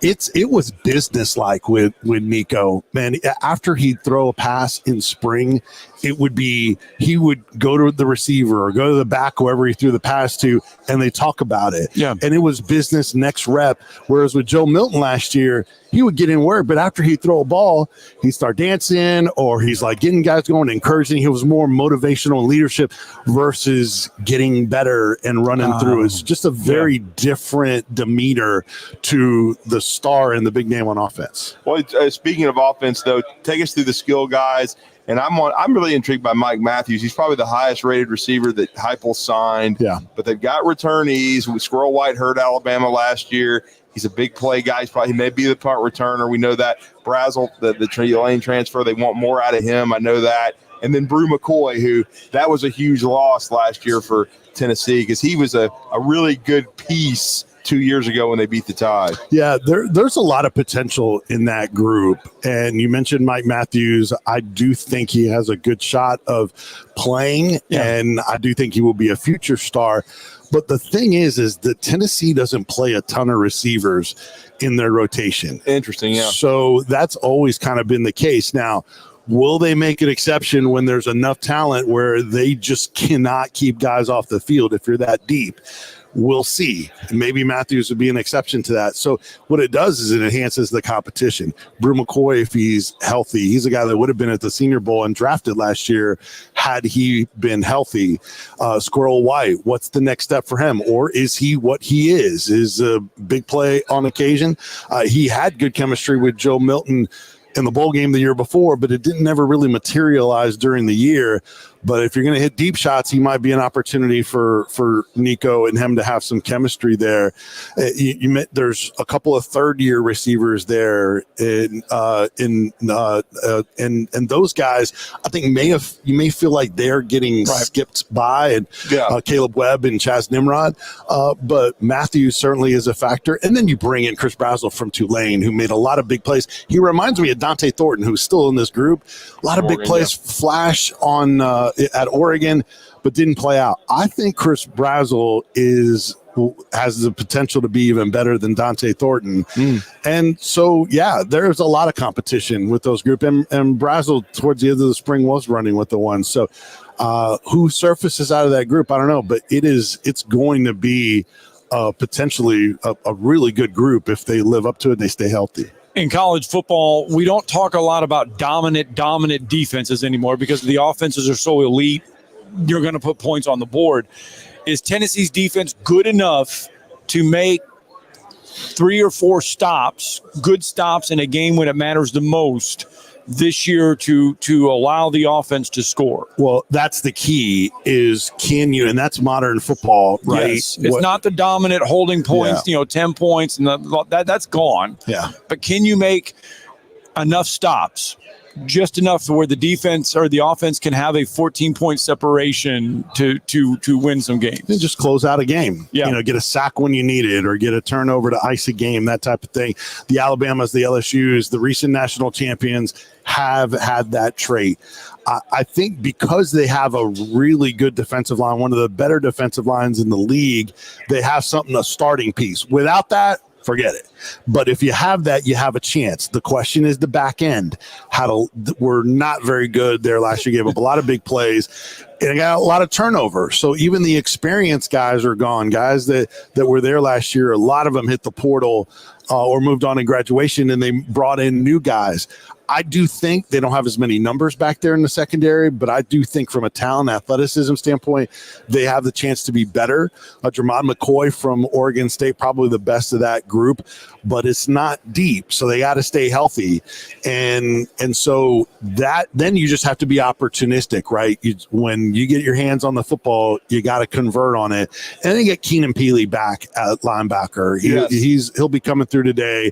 Really interesting kid, married, old, wasn't expected to be here. He's like 25. His linebackers coach calls him Uncle Grandpa. He's that old. But everybody talks about that. But, man, he is a difference-making player, and they missed him as much as anybody last year on that team. So if he's back there and stays healthy, I think it gives you a chance at linebacker also. So there's a potential starting with that D-line. I was going to say about the D-line, it's a perfect segue because when Josh Heupel got here, no depth, he had to go to the portal. Their scholarship numbers weren't good, but now I think it's going to be a deep rotation there for Rodney Garter in that defensive line for Tennessee. Yeah, Drew, they can go 4 deep and guys that they trust in games. I mean, who can say that? A lot of them you're trying to find a 2 deep. And there's a lot of guys that he trusts. A couple of guys hit the portal, but there's still a lot of guys. There's 5 stars like David Hobbs in there that really hasn't had it. I mean, 1 year last year flashed. So you have some of those flash guys that are just trying to get a little bit bigger role, go from 9 snaps a game to 22 or something like that. But there's a lot of competition, a lot of veterans in that group too. And then before we let you go, we were talking about this with the schedule. I think that first SEC game is huge as far as in Norman at Oklahoma. I think the winner of the game is going to potentially be a top 4 or 5 team in the SEC, which means playoff contention heavy. But the loser might be 6, 7, 8, and that may be where you're maybe on the outside looking in. Total swing game. I was talking to Chris Plank from the Sooners Radio Network from the Norman station. He's really good in Sirius XM, and we both agreed that is a swing game for both of those two programs. For Tennessee, it's the difference between 9 and 10 wins more than likely. If you think they're going to lose 2 and then you find a third, that or Florida are the ones you're going to point to. And maybe some would give Tennessee a second loss to Florida because of the history and beat Alabama. Like I've seen that also. But that Oklahoma game, man, if Nico can get a road win as a first-year starting quarterback in that kind of setting, you talk about ramping up the expectations. It's hard to win in the SEC. Saban was talking about it yesterday with Texas. That's not only a swing game, but a statement game nationally, and probably will be maybe made too much of because you got a lot happening after that for both schools. But it's very, very important. And certainly be a lot of motivation both ways. You're on your way to have a conversation with Josh Heupel. What's the talk going to be? Oklahoma. No, I'm kidding. Well, it's going to be everyone else is going to ask about Oklahoma, so we probably will not. Just a little group of ale that they'll do for a few minutes for us before they run through the car wash. But it'll be each of the players and Heupel, the off season, where those guys are at, health status of guys. So more like little news and nuggets type of thing, and maybe picking those guys. Not no Nico or James Pierce Jr., the 2 highest profile guys. James Pierce Jr. is not, he's not super comfortable in these settings. You don't want to do that to a kid, so I understand that. You don't want to get frazzled and have to leave early, or say, most importantly, say something wrong. Josh Heupel's conservative. He's not about the hype or anything. Leave that to another school. But yeah, it'll be more of those nuts and bolts type of thing before the Oklahoma stuff starts out here. I'll say one more thing for is he's leaving. I think Cooper May's health is critical too, because when he was out last year, that wasn't the same O-line. Nope. Yeah, and Dylan Sampson has to stay healthy too, because they don't have very many scholarship running backs. They don't. Good stuff, Vince, man. Thanks, we appreciate it. Always fun. Sports Thanks, guys. Radio 99.1, the sports animal. All right, let's get a break in. Talking Ball 97.7 ESPN, the Zone.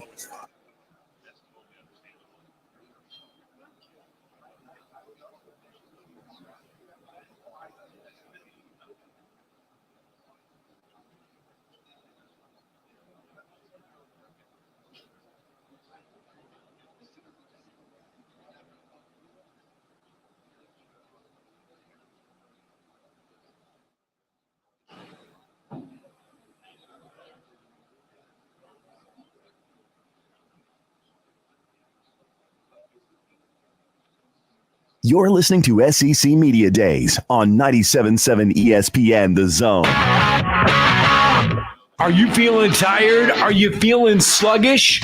Gentlemen, Game Day Men's Health. Game Day Men's Health is here to help you. Braden is here. Braden, you've got the answers. Thanks, Scott. Whether it's low T, erectile dysfunction, weight loss, or a number of other things, we have the solution for them. It's Game Day Men's Health. Give them a call today at 256-850-1570. You can find them online. GameDayMen'sHealth.com. Hey! What man wouldn't like to have tests done in a man cave? That's right. Come in for your free test and consultation, walk into a world-class staff, a comfortable, relaxed environment, and we got your results in about 20 minutes with appointments less than an hour. And the big game is always on the TV. It's Game Day Men's Health. Give them a call. 256-850-1570. You can find him online at GameDayMen'sHealth.com/Huntsville/The Zone. AL cert number 21014. As the summertime approaches, and if you are in the business for a new air conditioning unit, only one place to call, Talon Heating and Air. Thomas from Talon Heating and Air with us. Thomas, this is the time. That's right. People are needing HVAC, air conditioner repairs done left and right, and we're here to serve. Talk about the services that Talon Heating and Air can provide. So Talon Heating and Air, we can come out, we can fix your unit, we can replace your unit, or we can just do maintenance on your unit. We cover all aspects of anything to do with your house and HVAC, from mini splits to gas pack. In the name of free, Talon Heating and Air offering several free things. That's right. We're offering a free second opinion. We always offer that year round. And then we're also offering a free service call with a repair during regular hours. So okay, it's Talon Heating and Air. Give them a call at 256-503-4490. You can also find them online at talenthvac.com. Give Talon Heating and Air a call today. There's power in caring when it is put into action. Each year, our bankers serve on nonprofit boards, support our local educators, and volunteer with our hometown food bank. I'm Bobby Humphrey, Vice President of Business Development for Bryan Bank, and community service is just not a line item in our mission statement. It's who we are. Because after all, Alabama is our home too. That kind of commitment to community might not be what you would expect from a bank, but it's exactly what you can expect from us. Give us a call or stop by one of our 2 offices in the Huntsville area and experience unbeatable service and legendary results. Bryan Bank Equal Housing Lender, NMLS ID 2428943, member FDIC. You want the right specialist for your recovery. At SportsMed Orthopedic Surgery and Spine Center, we understand every body is different. Your muscles and bones are unique, as is your body. Our SportsMed specialists offer innovative treatments and minimally invasive procedures, allowing you to quickly return to the life you love. Locations in Huntsville, Madison, Athens, and Decatur, and on the web at sportsmedalabama.com. Improving performance, improving lives.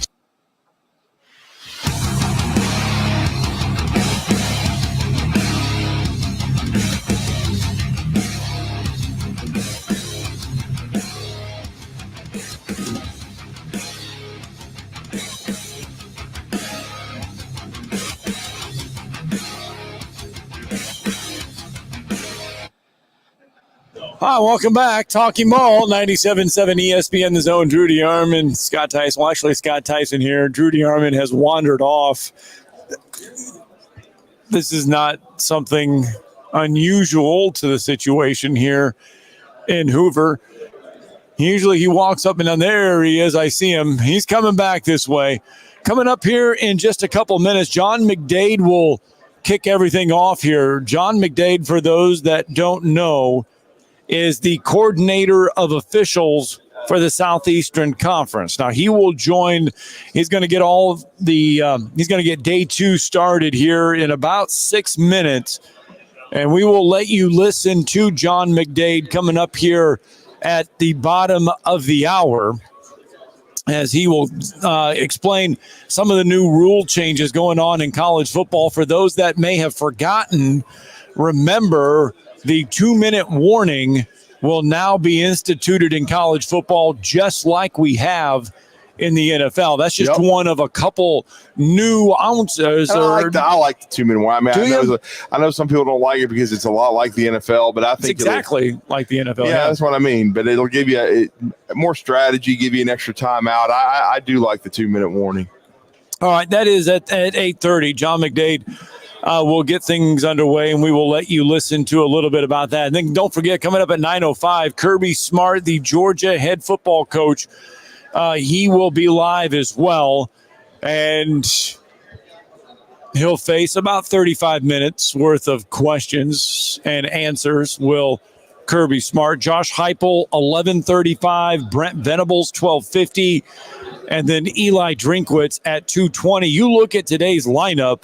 You got Kirby Smart and the Georgia Bulldogs. They should be expected to be picked to finish number 1.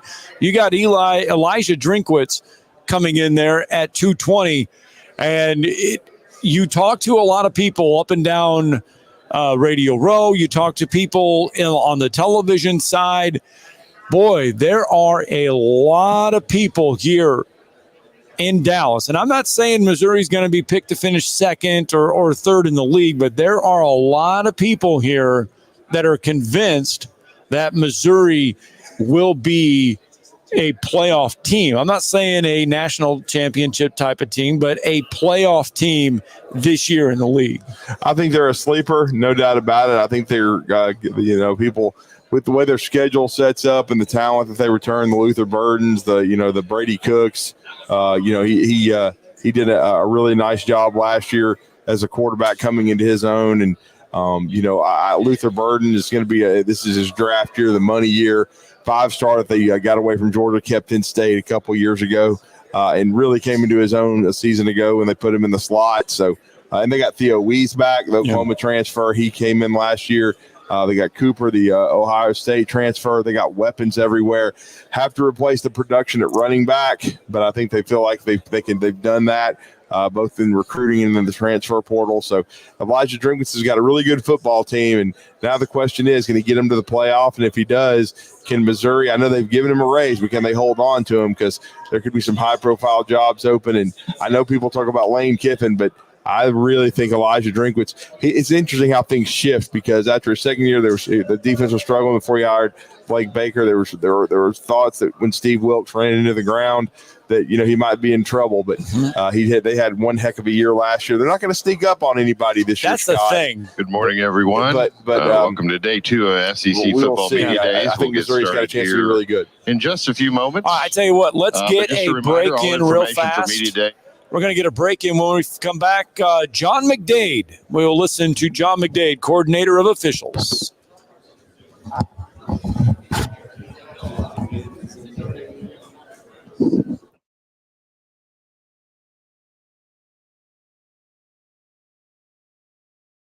Receive your all SEC.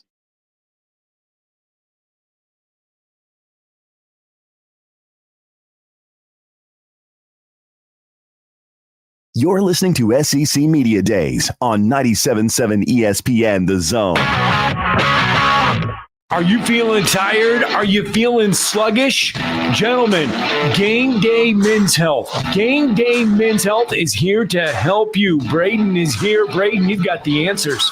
Thanks, Scott. Whether it's low T, erectile dysfunction, weight loss, or a number of other things, we have the solution for them. It's Game Day Men's Health. Give them a call today at 256-850-1570. You can find them online. GameDayMen'sHealth.com. Hey! What man wouldn't like to have tests done in a man cave? That's right. Come in for your free test and consultation. Walk into a world-class staff, a comfortable, relaxed environment, and we got your results in about 20 minutes with appointments less than an hour. And the big game is always on the TV. It's Game Day Men's Health. Give them a call. 256-850-1570. You can find them online at GameDayMen'sHealth.com/Huntsville/The Zone.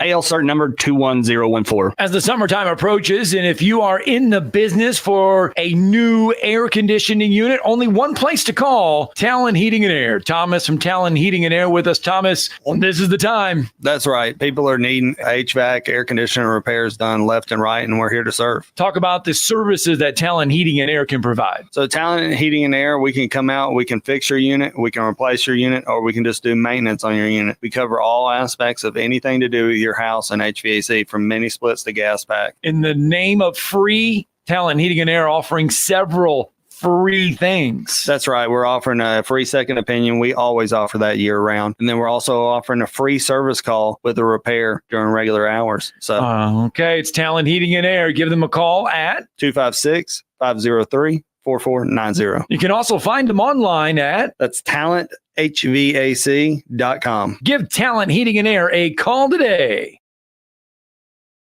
There's power in caring when it is put into action. Each year, our bankers serve on nonprofit boards, support our local educators, and volunteer with our hometown food bank. I'm Bobby Humphrey, Vice President of Business Development for Bryan Bank, and community service is just not a line item in our mission statement. It's who we are. Because after all, Alabama is our home too. That kind of commitment to community might not be what you would expect from a bank, but it's exactly what you can expect from us. Give us a call or stop by one of our 2 offices in the Huntsville area and experience unbeatable service and legendary results. Bryan Bank Equal Housing Lender, NMLS ID 2428943, member FDIC. You want the right specialist for. You're listening to SEC Media Days on 97.7 ESPN. Up and down a little bit in about a 3 to 4% window. Not a lot of change there. Hey, Bailey, I need to come back. Per game, where it was. Can you bring it back after this one? Plays nationally. Also in the SEC from where it was the previous season in 2022.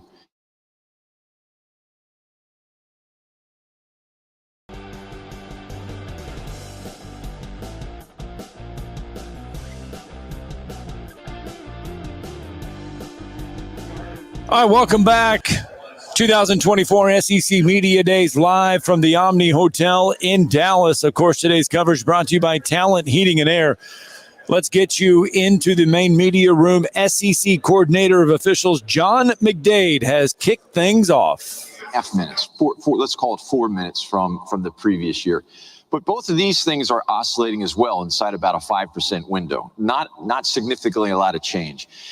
What I think I see in this data, when I see that the scoring is relatively flat, I see that the plays per game are relatively flat. I think there's consistency in how the rules define balance between offense and defense.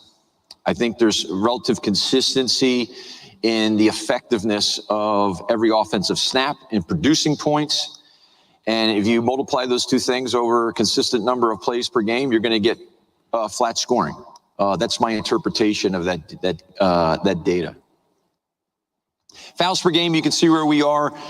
The SEC is compared to the other Autonomy 5 conferences during the 23 season. It was kind of in the middle of the pack. I think the high was about 15.1 fouls per game in one of the conferences, the Pac-12 maybe, down to, I think someone was around 13.6 or 13.5, perhaps the Big Ten. That's been relatively flat nationally across FBS for a number of years now. Replay stops for the second year in a row. We had a fairly healthy stops per game in the SEC that was below the national average, but both the national average and the SEC is flat over just the last 3 years. We're at approximately once every 8. I'm sorry, I was getting to the targeted dating. We're stopping the game almost twice per game. But one thing we're monitoring in the SEC is that the amount of time we're stopping per game has gone up about 8 seconds over the last 3 seasons. 4 seconds from 21 to 22 year over year, and then an additional 4 seconds year over year in 23. That's something that we're going to be we have been focusing on this offseason. We're going to be focusing on our clinic next week. Not necessarily to try to get each and every review shorter, but to focus on the reviews that are 2 minutes or greater. We had just over 20% of our reviews, about 21, 22% of our reviews last year were 2 minutes or greater. That's what we're trying to attack. There are some plays in replay that certainly require that amount of time. The video evidence is you need to stitch multiple cameras together to try to figure out what's going on. In those cases, it would make sense that we're taking more than 2 minutes. But we'd like to get our over 2 minute reviews down to about 10 to 12% of our overall reviews. And then targeting per game. We were at about once every 8 games creating a targeting foul in the SEC. The average nationally is about once every 7 games. And this has been flat for 3 years now. And I attribute this to 2 things. I think there is consistency nationally in the framework of judgment that we're using in targeting. And then most importantly, and I said this last year as well, the behavior has been modified by the athlete. We're not seeing the takeout forcible hits that we were seeing a decade ago. The message being received, we have better compliance by the athletes against what we're looking for in the rules, and particularly in regular plays from scrimmage. Think about the plays we were seeing 10 or 15 years ago where we had an overthrown pass, a defenseless receiver, and a defender that was coming in high, trying to create forcible contact in the head and neck area. We're certainly not seeing that at the frequency that we were seeing it back when the rule was instituted in the late 2000s. A couple of other pieces of data that are on this slide related to instant replay in college football. I talked a bit in years past in this particular address of our model. Our model is that the replay team is expected to stop the game whenever they have compelling video evidence that there was possibly an error made on the ruling on the field. Whereas in the NFL, the model is a coach challenge model outside the last 2 minutes of each half. Across FBS in 2023, targeting reviews represented 19%, almost 1 in 5 of all reviews nationally during the 23 season were targeting. Reviews against what we call a magic line. Was the line to gain made for a first down, or did the ball break the goal line plane for a touchdown? That represented 22% of all reviews across FBS in the 23 season. And then lastly, catch, no catch, whether it be in the field, in the end zone, at the sideline, a potential interception. That represented 1 in 4 reviews nationally across the 23 season were catch, no catch. If you add all 3 of those categories up, 2/3 of all reviews have to do with targeting, whether or not the forward progress spot made the magic line, a line to gain or the goal line plane, or catch, no catch, including interceptions. 2/3 of all our reviews are one of those 3 categories. Now, factor this in. Targeting across the 23 season nationally, 48% of the time, almost 1/2, we did not change the ruling on the field. Whether or not the ball made the magic line, 65%, almost 2/3 of the time, we did not change the ruling on the field. And then lastly, catch, no catch, 62% of the time, nationally across FBS, we were not changing the ruling on the field. So I want to point out to you that we're stopping the game, and a large majority of the time, we're not changing the ruling that's on the field. And we're more or less doing it correctly, right? I think nationally, this is true in the SEC, and I think nationally, we're all on the same page of the standards we're supposed to be using to potentially overturn a call in instant replay. The way the rule is written to say that it makes the assumption the ruling on the field is correct. Targeting is the only exception there. If we review targeting, we're going to start from scratch, and because we don't want to create stands in targeting, right? But we're assuming the call on the field is correct, and that we need to have no doubt and indisputable video evidence that the video shows that the ruling on the field needs to be reversed, right? I think nationally we're all on the same page there. But we also have, and this is unique to the college game as compared to the professional game, we also have the onus to stop the game when the video may be presenting some compelling evidence that something needs to be looked at, right? And that's what's creating all these stops where we don't have an outcome. We only have so much time in between snaps, and the burden on the replay official of when, if and when, to stop the game is not a trivial one. It's a very tough one. So there's advocacy for adopting more of the NFL model. Not completely a 100% coach challenge system like we see on Sundays, but more of a hybrid model where perhaps we are still stopping the game out of the replay booth for certain scenarios. Targeting would be example. A scoring play would be another. But leaving a lot of the reviewable elements of the game to coaches' challenge so the coaches can decide at what point in time there's something that needs to be looked at. It has a competitive impact in the game, and therefore we should stop the game to take a look at it. Rule changes for the 24 season. The big one that everyone's talking about is the introduction of 2 new technologies to the sideline. Technologies that are both seen in the National Football League with one caveat, and I'll get to that in a second. The first is the adding of radios to players' helmets such that we can have coach-to-player communication on the field during the game. The way we've implemented and made it a permissive rule in the NCAA largely, if not wholly, mirrors what they're doing on Sundays in the National Football League. Only one player at a time on either side of the ball can have the speaker. A player that has a speaker in the helmet's denoted by a unique green sticker that's on the back of their helmet.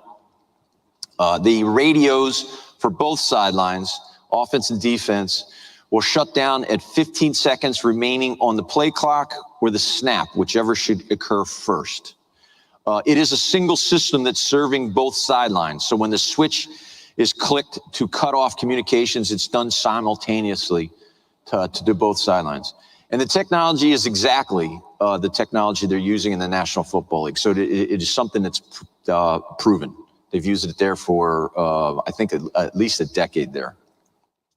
The second is we've added the ability to have tablets on the sideline for the purposes of viewing video for coaching purposes.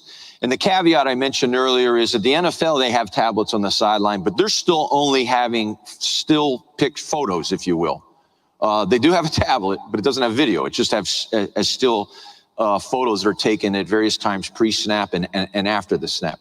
In college, we're going to have full motion video of the current game. And that's the requirement. They cannot have advanced analytics on that tablet. They can't bring up video from another game, maybe some scout film that they'd put together for that opponent for that particular week. They can only look at what we call the program feed, the television broadcast for that particular game, plus 2 coaching cameras that are set up at the high 50, sometimes referred to as the all 22 camera, and then a camera in one of the end zones. The second is we've added a 2-minute timeout to the college football game. Again, largely mirrors what they're doing in the National Football League. This was created for a couple of reasons. One was our television partners wanted the ability to reserve one of the media timeouts for the second and fourth quarters for a natural break in the game, an automatic break in the game at the 2-minute mark. This does not add, let me repeat, this does not add immediate timeout to any of our games. They're just reserving one that they would normally use earlier in the second or fourth quarters for the 2-minute timeout. The second reason we created this rule is that last year when we changed the rule to keep the clock running on a first down in bounds outside of 2 minutes. I guess nationally there was a handful of plays. We didn't see this in the Southeastern Conference, but nationally there was a handful of plays where the first down in bounds was very close to that 2 minute mark. And there was too much question on either sideline.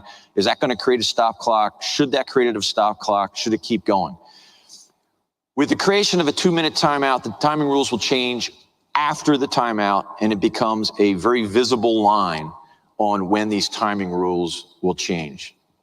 And then last, the declaration of a first half inning for replay. Replay rules are such that we can always go back and review the previous play as long as we haven't created a live ball. So if we had a play that resulted in an injury, television partner decides to take a media timeout. During that media timeout, we see some video evidence that perhaps there was a targeting on the previous play. We can still go back and review that play. We haven't created the next live ball. It created the curious situation that halftime, 20 minutes long, you could take to review the last play of the first half because we haven't created the next live ball, which would be the opening kickoff in the third quarter. And nationally, we had 2 plays last year. This did not happen in the Southeastern Conference. We had 2 plays last year. I believe in both instances, at least one of them, but I believe in both instances it involved a field goal attempt where during the halftime, they realized there was something missed by the officiating crew that was an element of the game that can be addressed by replay. They came back after halftime, replayed the last down of the second quarter, and then immediately set up for the kickoff for the third quarter. We are now having the referee check with replay at the conclusion when we hit 0 in the second quarter, making sure that there's no video evidence that says we need to look at the game closer. Once we get that, we're going to declare the first half over.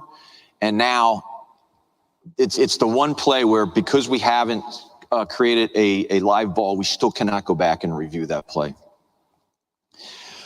Let's talk about some replay topics. I'm going to show you 2 video clips, and both of them are going to have audio. You know, the audio component, I think, is something that might be new to you. You're going to be listening in on replay, on instant replay view, not just using your eyes to view what's going on.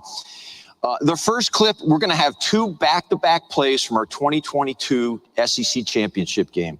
You're going to hear a faint voice that is you're not going to really be able to make out. That's our communicator in the booth. And it's not in this first clip, it's not necessarily important that you can't hear what he's saying, but know that he is like the eyes for the replay booth of looking down on the field and making sure there's situational awareness in the booth on whether the ball's being ready to be snapped or not and what the ruling on the field was from the previous down.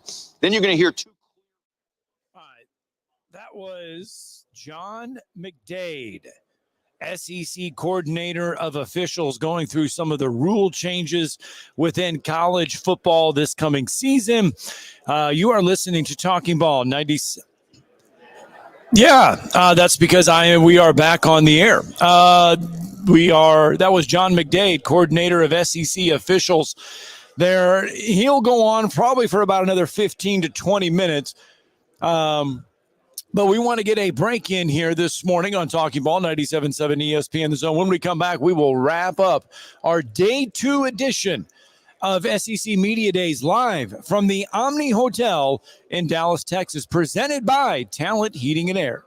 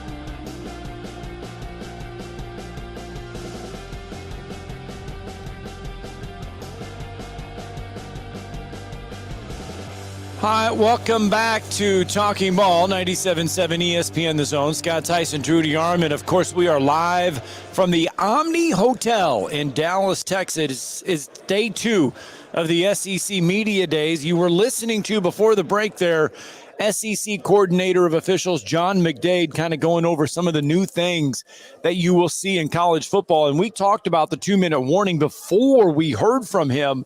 But we also forgot to mention the fact that there will be now in-game communication. One helmet. Yeah, for the helmet. Yeah. For everybody there now. So they'll be able to, one on the offensive side, one on the defensive side. There will be helmet communication during the games. Yes, there will. It'll be very interesting. One on offense, one on defense for the calls. And so that's another change, but I think it's a good one. I mean, there was so much talk about the cards and the poster board being held up to signal in plays. Yeah. But now you can communicate with one of your defensive and offensive captains. I think it's good for the games. Some people don't want it to be like the NFL, but there are certain rules like the 2-minute warning we talked about earlier, and the communication within the helmet. Especially in these loud stadiums that I do like. All right. He also talked about the 2-minute warning. He talked about other little things in there as well. Pretty interesting. It's pretty interesting on how, and that's the one thing coaches on the college level have always said, they want the game to mirror more of the NFL. Yeah. Because if these guys are going to play on the next level, they want to get them ready for the next level. And there's a lot. Nick Saban has even said that we need to get this game to mirror a little bit more of the NFL. Yeah. And the interesting thing is, too, it's some interesting data from John McDade as well. Targeting numbers have been flat for the last 3 years, so they've kind of plateaued a little bit. The average game time only went up by a minute. Basically in the for the SEC those games ran a minute longer than the rest of the FBS leagues. The plays per game, everything was pretty much mirrored.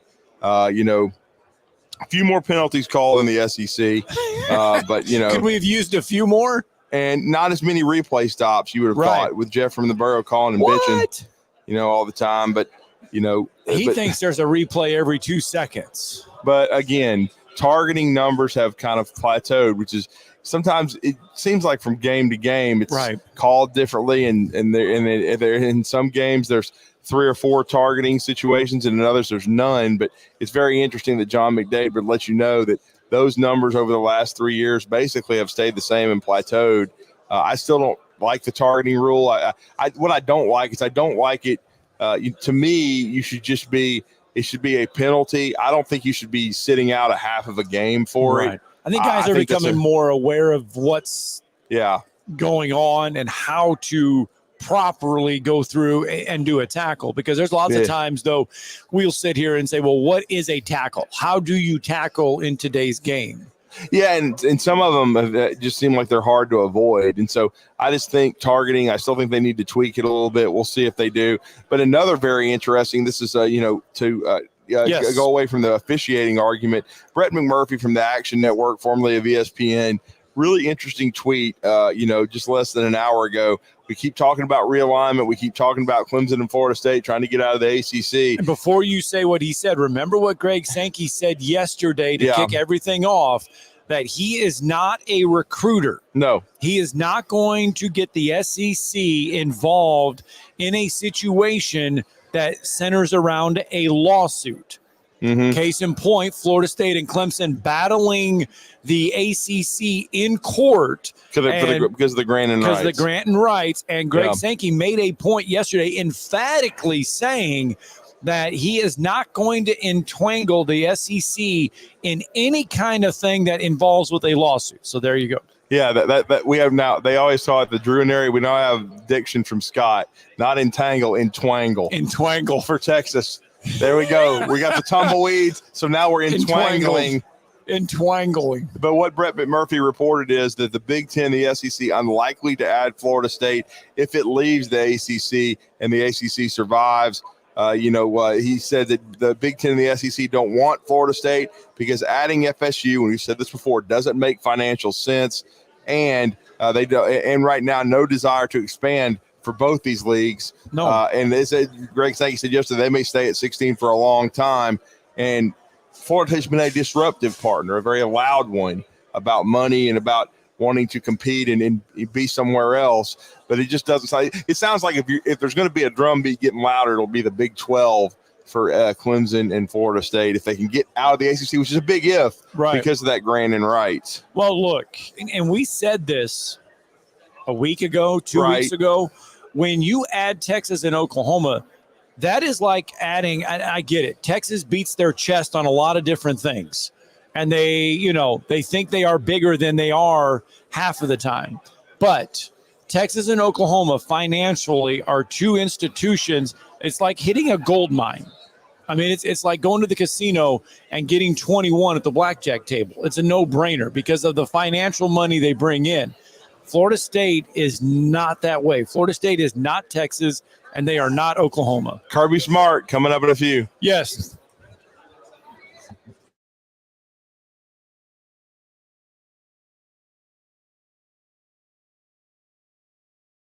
You're listening to SEC Media Days on 97.7 ESPN The Zone.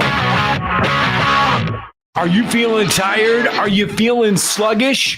Gentlemen, Game Day Men's Health. Game Day Men's Health is here to help you. Braden is here. Braden, you've got the answers.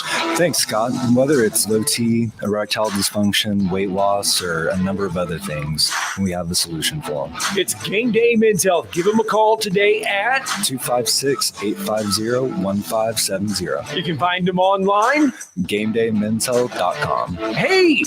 What man wouldn't like to have tests done in a man cave? That's right. Come in for your free test and consultation. Walk into a world-class staff, a comfortable, relaxed environment, and we got your results in about 20 minutes with appointments less than an hour. And the big game is always on the TV. It's Game Day Men's Health. Give them a call.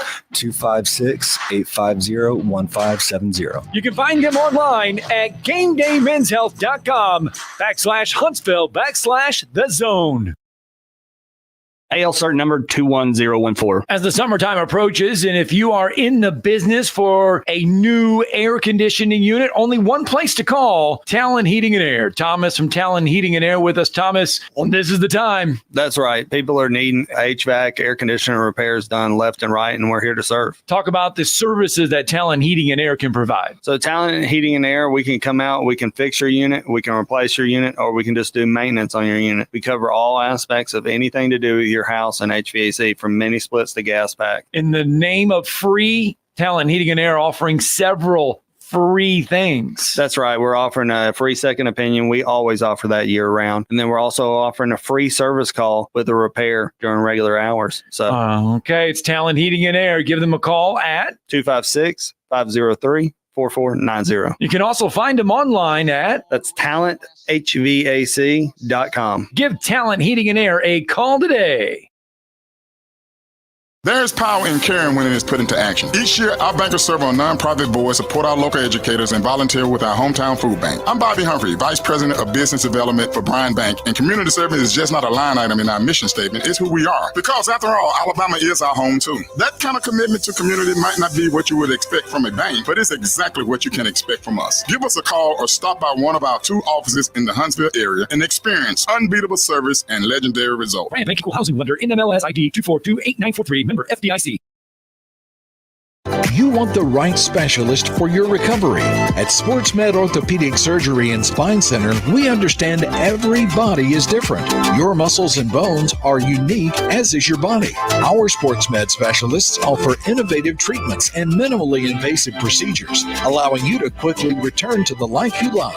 Locations in Huntsville, Madison, Athens, and Decatur, and on the web at sportsmedalabama.com. Improving performance, improving lives.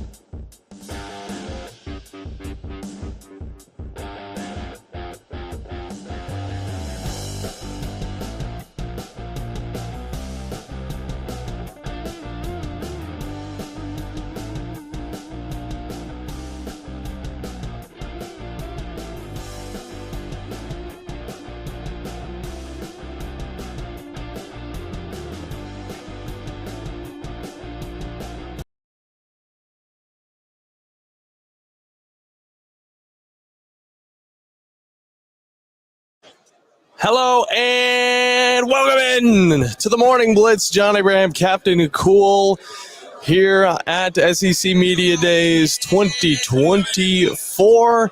Having a lot of fun getting our morning started. Looking forward to what Kirby Smart's got to talk about in the main room, as well as, of course, Josh Heupel from the University of Tennessee. He'll be getting in his little interview, as well as, well, so much more. Oklahoma's going to be fun. Brent Venables, I have a better time saying Nico Iamaleava than Brent's name, but then we're going to finish off the day with, who's finished off? Let me check the stream. Eli Drinkowitz, the one and only Eli Drink, the guy that I'm very much looking forward to hearing about, because he's got a lot to talk about his Mizzou Tigers as they go into yet another year to see if they can actually be a legit team in the SEC, especially with the new squads like Oklahoma and Texas. Oklahoma, the one that I'm looking forward to, of course, later on in the season at Mizzou. But we're going to listen into what's going on in the main press conference. Of course, Kirby Smart to talk here momentarily. Nothing's going just yet. Bandy, we got a lot of interesting people in the building today, okay? It's definitely going to be a full house. It's going to be a lot of fun. And, to start it out with Kirby Smart, a guy that has won 2 national championships in the last 3 years. There's a lot to look forward to, a lot to hear, especially possibly about all these DUI or speedy car charges that go down in Atlanta that, I don't think anybody's really asking him about, because why would you ask him about it? I mean, it's just going to be a tough situation to get into because of, he's a 2-time national championship winner. The NIL's a thing. The transfer portal's a thing. If you suspend a player, I feel like they could just threaten them with, I'm going to leave and go somewhere else. Alabama's right down the road. Why don't I go there? Auburn, it's really close. I'm right now surrounded by 2 Auburn stations, so why not? So it's going to be an interesting thing. Ole Miss, the only team that is not down the road, Bandy, would probably be Texas or Oklahoma, because, of course, they're farther out west, and, of course, they're the new squads. Still great choices, though, for anybody to hop into. Let me hear.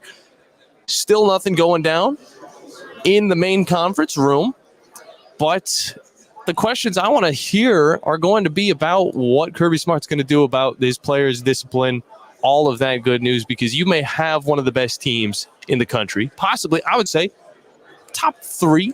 I mean, with the talent that's returning, a majority of the starters are going to be back, as well as, a stout defense, stout offense. It is just a full-on attack from the Georgia Bulldogs. Later on, we'll get to hear a little bit about Josh Heupel, what he's cooking up over in Knoxville. That's what I'm looking forward to. I know our new Winchester listeners are going to be loving that, of course, up in Tennessee. But what is that squad going to look like? How is this team going to be in Josh Heupel's 4th year? It's crazy how these years are flying by. Josh Heupel's got a lot to prove with this new squad. And, of course, Nico Iamaleava as his new starting quarterback. Morning, welcome to Tuesday at SEC Football. And we're getting into the interview here in a second. So I'm going to throw you guys over to the main press conference. John Abraham, Cap Cool, and the Bandy Man will be listening in, and we will be back as soon as he is up. Entering his 9th season as a head coach at the University of Georgia. Has gone 46-2 in the team's last 48 games. Finished with a large victory in the Orange Bowl last year. Kirby's wife, Mary Beth, and I will cross paths pretty much every Friday at the Masters. Some of our schedules and locations sync up while Kirby's working through spring practice. Mary Beth was a 4-year letter winner on the women's basketball team, 2-year starter during her time as a student athlete at Georgia. If there is such a thing as free time in a head coach's life in the Southeastern Conference, Kirby spends it with his 3 children around basketball courts, tennis courts, baseball fields, cross-country events. And he and I were just comparing notes about upstate New York, where I grew up, because he spent a few days in Cooperstown around a baseball tournament a few weeks ago. Welcome to the stage, University of Georgia head football coach Kirby Smart.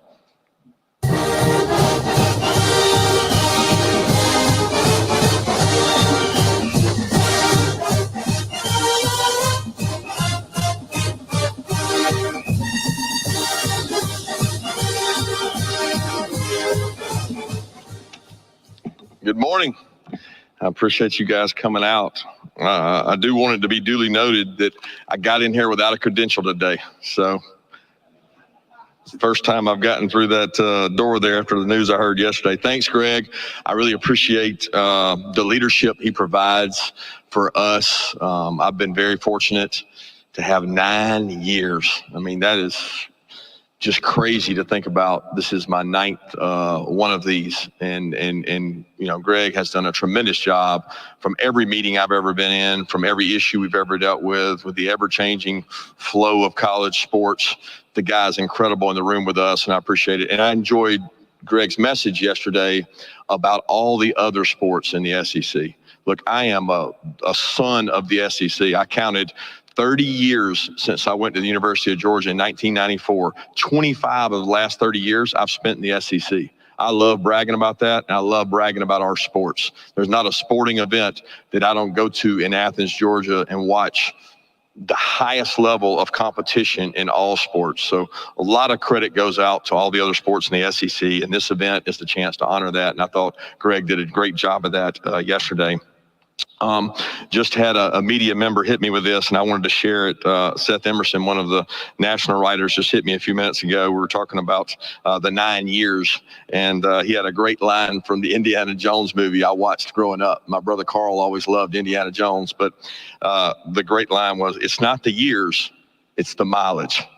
And I tell you, being an SEC head coach, that's a true statement. It's not the years, it's the mileage. And it's been a great 9-year run for us at Georgia. But I'll start a little bit with my family. Yesterday was the 18th year anniversary of my wife and I, Mary Beth. And we are excited and honored to have spent nine of those 18 years in Athens, Georgia, where both of us were student athletes.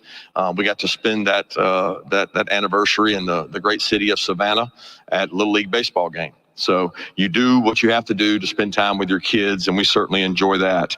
My 16-year-old twins, who I like talking about, they're rising juniors now. I don't know geography, and I don't know how well you guys know geography, but I have one who is in Fiji, and I have one who is in Croatia on trips. And I looked at the globe last night, and it's hard for me because I'm a Southeastern Conference baby. I'm not a very worldly gentleman, but I have one in Fiji and one in Croatia, and I don't think you could be 2 further points apart from each other that they are right now. But they're enjoying those trips and getting to kind of develop and further themselves. My wife loves traveling. I don't. And she kind of one-upped me this year when I had a chance to go with my youngest son to Cooperstown, which Greg mentioned. And I had an unbelievable time in Cooperstown, got to visit the Baseball Hall of Fame and play in a lot of baseball games. And then went to Mississippi with my youngest son for a baseball tournament and spent 3 or 4 days there. My wife decided to go to Amsterdam and go to Taylor Swift concert. So she is a huge Taylor Swift fan and took my twins there and said, if you're going to go all around the world playing baseball, I'm going to go to Amsterdam and enjoy Taylor Swift, which she's a big fan of. The 3 guys we got here today, I want to speak on behalf of those guys, but I want to give you a quick story to show you when you know you're getting old. And it got me yesterday. Not to pick on Coach Saban, because I got a lot of kind words to say about him coming up. But, you know, I always thought that like, oh, man, Coach, I thought I saw him as older when he was coaching, and I saw myself as younger. And now I'm looking at it like, man, I'm old. I'm riding in the car yesterday with Michael, Malachi, and Carson Beck. We're coming from the airport to the hotel, and I'm sharing conversation with Michael and Malachi. And, of course, what's everybody talking about yesterday? What's all college football players talking about? NCAA football game, right? The new game that's out. And I'm just trying to get in the conversation and talk to them about it. And I said, man, that game's pretty awesome. And they're like, yeah, I can't wait to get to the hotel, and I'm going to play it tonight. And everybody's talking about it. It's all over. It's trending. It's all over everything. And I was like, how do they keep that thing in stores? It's got to sell out. How do they keep it in stores? And Michael and Malachi just fell out laughing. And they're like, Coach, they don't sell those things in stores anymore. They're not in the stores. And I was so embarrassed, but I was glad they got a kick out of that, because it made me realize how out of touch I actually am with how far things have come. You can just download it and go play. It's that simple. So the stores don't have to keep it. But the three guys we brought today, Carson Beck, Malachi Starks, Michael Williams, Carson's parents, Tracy and Chris, done a wonderful job with him. He is a great example of college football. The day and age when you go somewhere and you jump school to school, it's a popular trend. This kid stuck it out. He stuck it out now, and he didn't get the starting job in a tough moment when the starter went down, and he lost the starting job to Stetson Bennett the week of UAB game 2 years ago, and then said, you know what? I'm sticking with it. I'm going to persevere. I'm going to show resiliency, which is one of our core traits, and he did that. And he was able to monetize that value as well in form of NIL by staying and succeeding actually where his feet are. But he's a great leader for us. He's a great example of resiliency in college football. Please visit with him today as he's one of the leaders of our team. Malachi, he's such an incredible kid. His mom Tisha and Larry, they do a great job with him. It was a joy recruiting him. He's a local kid. He started for us since day one.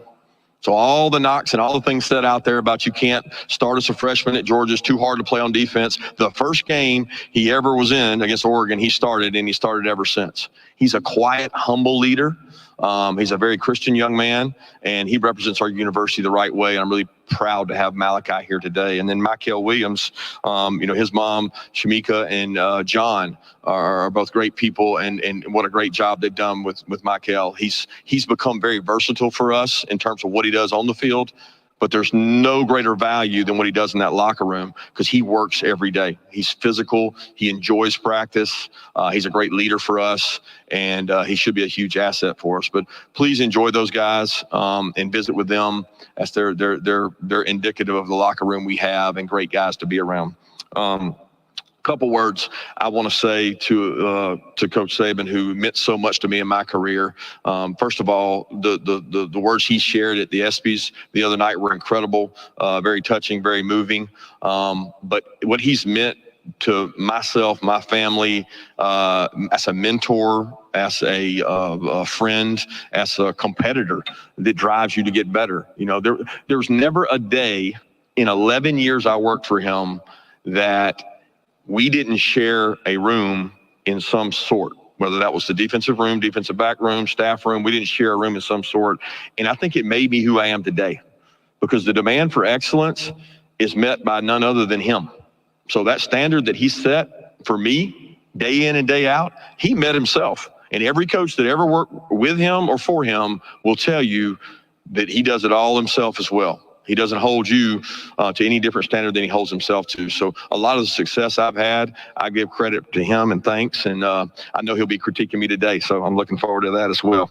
But he has started responding to texts. And I told people the other day, I said, that's the first time ever, either somebody's got his phone or he's learned how to text. And that makes all of us in his little circle of friends proud because we get to reach out to him. We're dealing with new challenges this year. We don't have a chip on our shoulder in terms of people trying to use that as motivation. I've never used a failure from the previous year as motivation, and I've never used the success of a previous year as motivation. We won't do that this year. That's not who we are. We want to recreate ourselves to say in the best light we can. And this team has been fun to coach. I tell people all the time, we had 15 really tough spring practices, and that includes the spring game. I probably would only trade one of those in and say, could I do it over?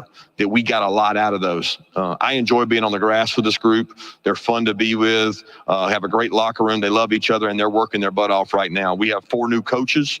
That's a new challenge for us. I don't think we've had a situation where we had 4 new coaches. We have 4 new coaches coming in. I'm excited about the energy they brought, the buy-in they brought, learning our culture and how we do things at our place. Some have been with us before. Some have been similar places. But I'm really excited about the 4 new coaches we got. And being able to retain Coach Muschamp was incredible because he's still an integral part of our program. And he's also going to be able to watch his son play for Clark at Vanderbilt. So I'm excited about that.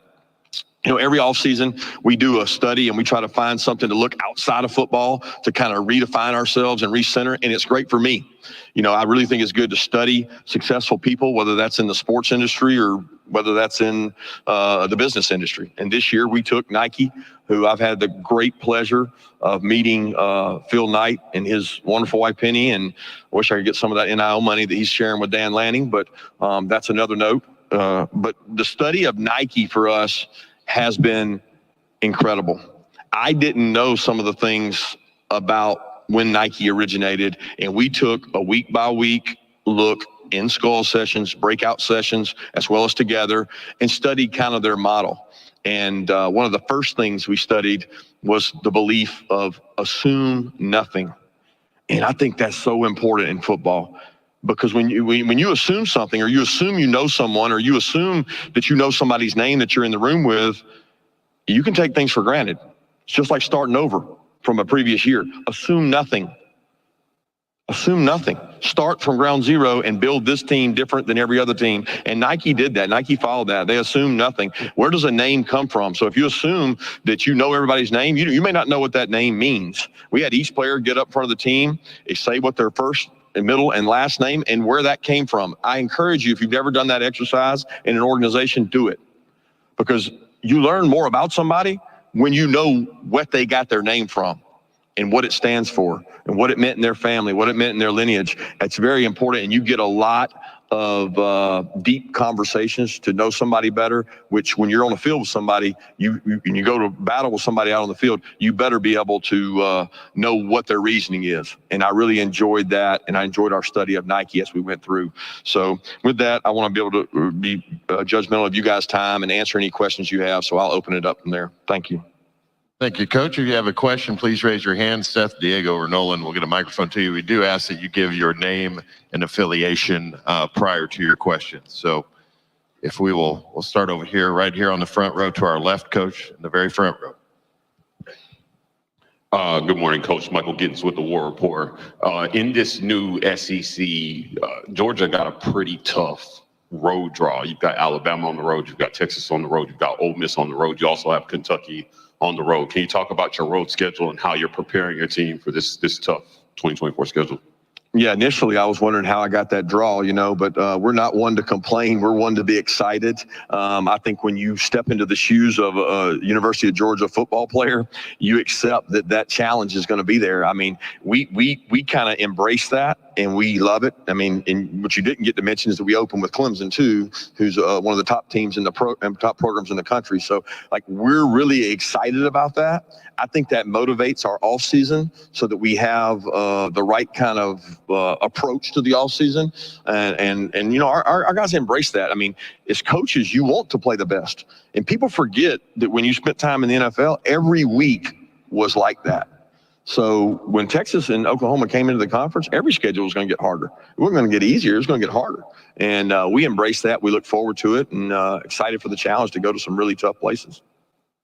Okay, Coach, we'll go right down the center aisle, right here on the near aisle. Coach Smart, Drew DeArmond, WZZN Radio, Huntsville, Alabama. Much like your mentor, Nick Saban, when you compete at the highest level, you do have staff changes. You mentioned the 4 guys you brought in. What was your thoughts on bringing in Travarius Robinson, and what does he bring to your staff?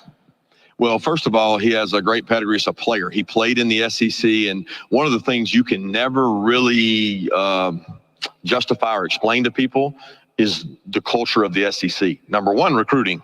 It's tough. It's hard. It's cutthroat. And you don't have experience in those battles, it's hard to win those battles. He was a really good player. He played for Coach Tuberville, who has a lot of stories about T-Rob and the great job he's done. I've always recruited against him and had respect for him on the road, the way he carries himself, the way he presents himself, the fact he worked for Coach Muschamp. They have a great relationship. Coach Muschamp vouched for him and talked about the great job he's done, and he's brought in a tremendous energy into our secondary, which is a young secondary. And he got the valuable time that he got to spend over with Coach Saban in Alabama, which is invaluable in terms of knowing how our program operates. So I'm excited to have T-Rob, his family. He's got wonderful family, and I know he's excited to be with us. Coach, we'll go to the section just to your right. No. Yeah, Coach, Brooks Austin with Dogs Daily. You mentioned that moment UAB with Carson Beck. And when he reflects on that moment, he thought of it as an opportunity to say, hey, I'm not quite ready for this. I need to continue to develop. Stuck around for a couple more years before he was a starter. Is that a repeatable trait or a common trait maybe you can look for in future athletes that you recruit? Because it's important nowadays. Guys leave when they don't have an opportunity to play, but this is a very unique example. Is it something you might be able to replicate in the future? Yeah, I'd love to be able to replicate the DNA he has with which to respond to adversity that way. Like, I don't know, as you go recruit a kid, staying power is really important now, because I don't think there's a huge difference in the players we recruit. It's a difference when they stay in your program. So the retention is really critical, because we think the process we go through of the off-field training, the on-field training, the weight room training, the football training is going to pay off in the years they've been there. Carson's a great example of that. All those years of practice and third down and pressure periods and blitz pickups paid off when he got to start. It's not to say he wasn't ready, UAB. He may have been ready. We felt like Stetson gave us the best chance to win that game, and he played lights out that game and never really looked back after that. Who's to say that Carson might not have done the same thing, but he certainly responded the right way, and I wish we could kind of inject a chip and say that every kid had that response, but we know that's not going to be the case. Coach, we'll go back over here to our far left on the front row. Hey, Coach, Graham Coffee, DogCentral.com. When you look at your schedule and the potential of playing 16, 17 games, do you think that will change how you guys manage maybe a lead or trying to get guys out of games earlier? And will it add any importance to the overall strength of your roster? Improve any, what was the ending part of that? The overall strength and depth on your roster, just from 1 to 85. Playing the schedule we play and improving the strength of the roster, I don't know if that's the case. I think the way we go about practicing is critical. I believe in having a physical, tough camp. I don't think you back off from that. If you do, it may not matter about those games. If you're not physical enough at the line of scrimmage and you're not tough enough and you don't demand excellence, because during the season, there's only so much we can do to create the toughness that we need at the line of scrimmage and the toughness we need as an overall football team. Camp is tough. And I think that's important that it remains tough. We do have to be smart to stay healthy. We have certain areas of our team that we maybe have more depth than others, and you got to be smart and calculated about the risk you take of losing guys. But I think every coach is reflecting right now saying, okay, we may have a longer schedule. We certainly have a tougher schedule. How we play games is play to win. And how we play at the end of the games, if we have leads, we've always looking to get guys opportunity and grow players, a la Carson Beck getting into a lot of games when he was behind Stetson so that they're ready when their opportunity comes. We'll go down the mid aisle over here on section in front of me, about 3/4 of the way back. Hey, Coach. Rafael Cruz, Dog Time, and Lake Oconee News. You lost 3 senior leaders in Javon Bullard to Tyke Smith and Kamari Lassiter in the secondary. Who are some of the guys that are stepping in this offseason that you're excited about competing for those starting spots? Yeah, first off, I'll correct you there. 2 of those guys were actually juniors. They weren't seniors, and that's what really gets your program. When you lose 2 juniors in one room that are excellent players and have been unbelievable kids within our program, and they love football. Now they came to every practice this spring, and they were getting ready to get drafted, and they were at every practice cheering on guys, coaching guys, the right kind of guys to have around your program. So they're tough losses. We've got some good young talented players in the secondary. It's going to be really important they grow up fast. They're going to go against a really high-tempo offense in Clemson to start with. Our job is to prepare them. They get to go against a really good offense day in and day out with Carson Beck. So I'm excited about the guys we have in that room, and they'll step up to play. We have some experience at the safety position between Dan and Malachi, but it'll be the nickel position and the depth at those positions that's really critical. Going to section right to your right, again on the aisle.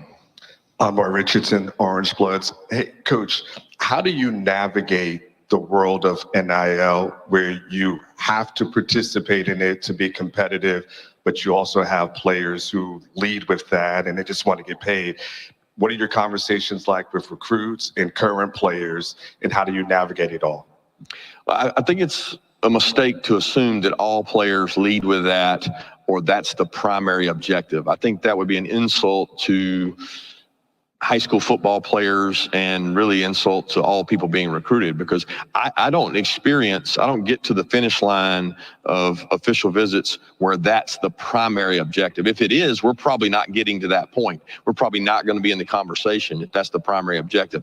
Is that one of the key decision makers? Yes. And should it be? Yes. I'm happy that these kids get an opportunity to improve their situation or make money and give back to their families, or in some cases, their communities. So that doesn't bother me at all. I have no problem navigating that. I've gotten less attached and said, you know what, if it's better for that young man because of a financial difference between us and another school, I respect that decision and opinion they have to make. I have to worry about the players that we do get. Okay. And I worry about the ones that we do sign, that they're the right kind of kids and they're coming for the right reason. That includes money, but it's not just money. Okay, we'll go down the center aisle and the section in front of me. Oh, John Hyde, Fox 7 Austin. Coach, you mentioned wanting to play the best. You have Texas this year. Do you consider them to be one of the best? And what stands out to you about them? Every team we play is the best that week. Please understand that. In the SEC, humility is a week away. I have a ton of respect for Sark and the job he does. We got to watch them play last year against several common opponents. Got to watch them play in the playoffs. They have a tremendous recruiting base. They do a tremendous job in recruiting. That includes NIL and everything included in that. So they're a big physical team. They're built like an SEC football team. So we're looking forward to an opportunity to come play them, and what a tremendous matchup it'll be. Okay, we'll go over here again to our left, second row. Hey, Coach. Peter Rodriguez from AO.com. What kind of impact did the Auburn game have on you guys' season last year, and what kind of challenges did that Auburn team and that new staff pose for y'all? Well, let's start with this. Auburn is one of the hardest places to play in the world. And I know that from 25 years of being a common opponent at Georgia and Alabama. When you step in that stadium, you better be laced up, strapped up, and ready to go, regardless of their record, regardless of the expectation, regardless of what the people in Vegas say. You better be ready to play. And I think Hugh does a tremendous job motivating his team. He does a tremendous job in the recruiting asset. And as he gets more and more of his players and his style of play in there, which he got some guys this year, they're going to be a force to be reckoned with. But that game helped give us confidence that we could play from behind. It also let us know that we're vulnerable in some areas, and we had to improve on those. So I enjoyed playing in that venue. I always have. It's one of the toughest places to go play. Which will go straight in front of me, the section. Kirk. Excuse me, Kirk Bowles from the Houston Chronicle. With the 12-team playoff coming up, do you worry about attrition, because two teams will play at least 17 games? And do you think maybe abolishing the conference championship game for all leagues would help the matter?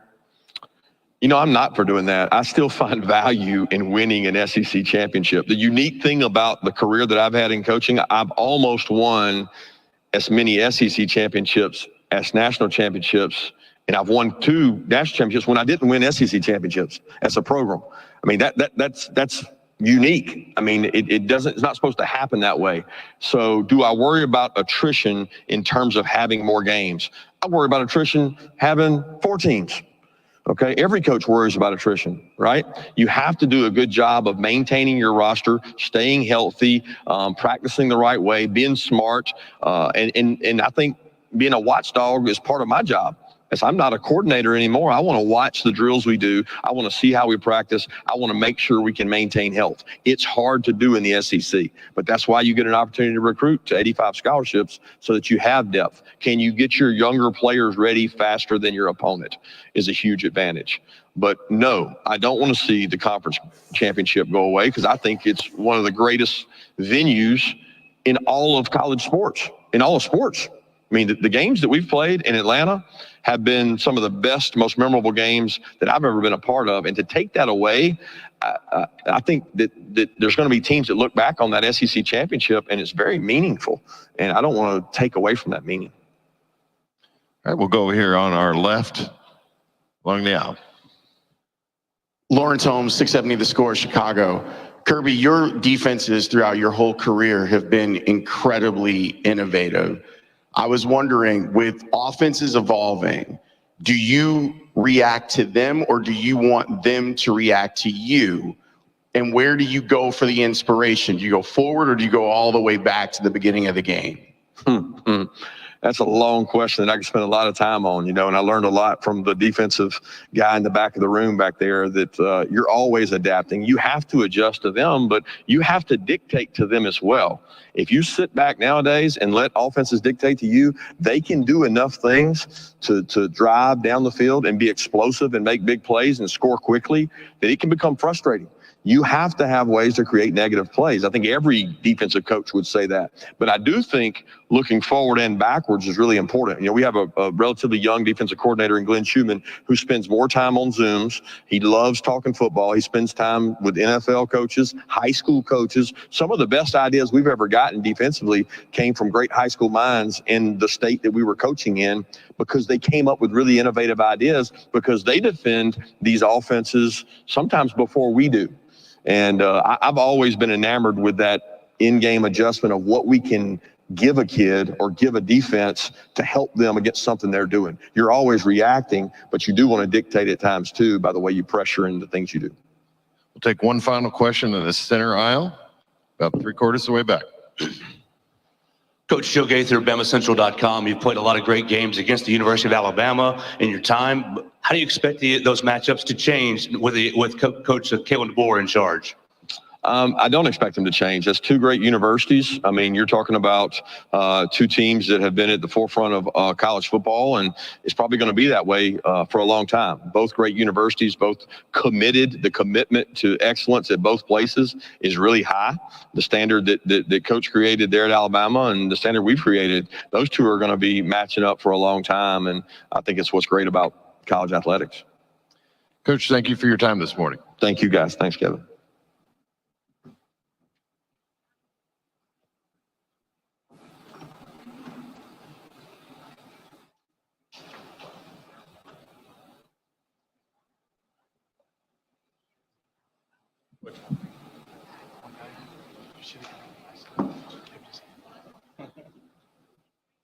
Thanks, guys. Good job. Thank you.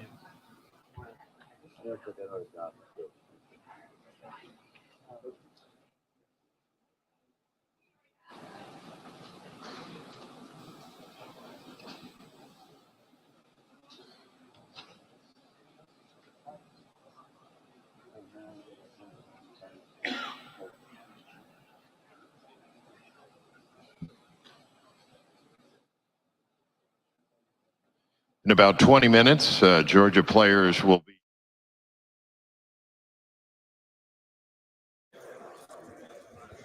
We'll come back after this.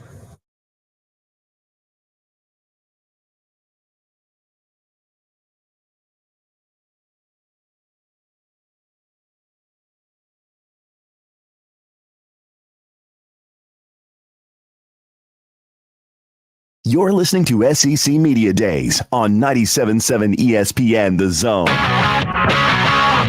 Are you feeling tired? Are you feeling sluggish? Gentlemen, Game Day Men's Health. Game Day Men's Health is here to help you. Braden is here. Braden, you've got the answers.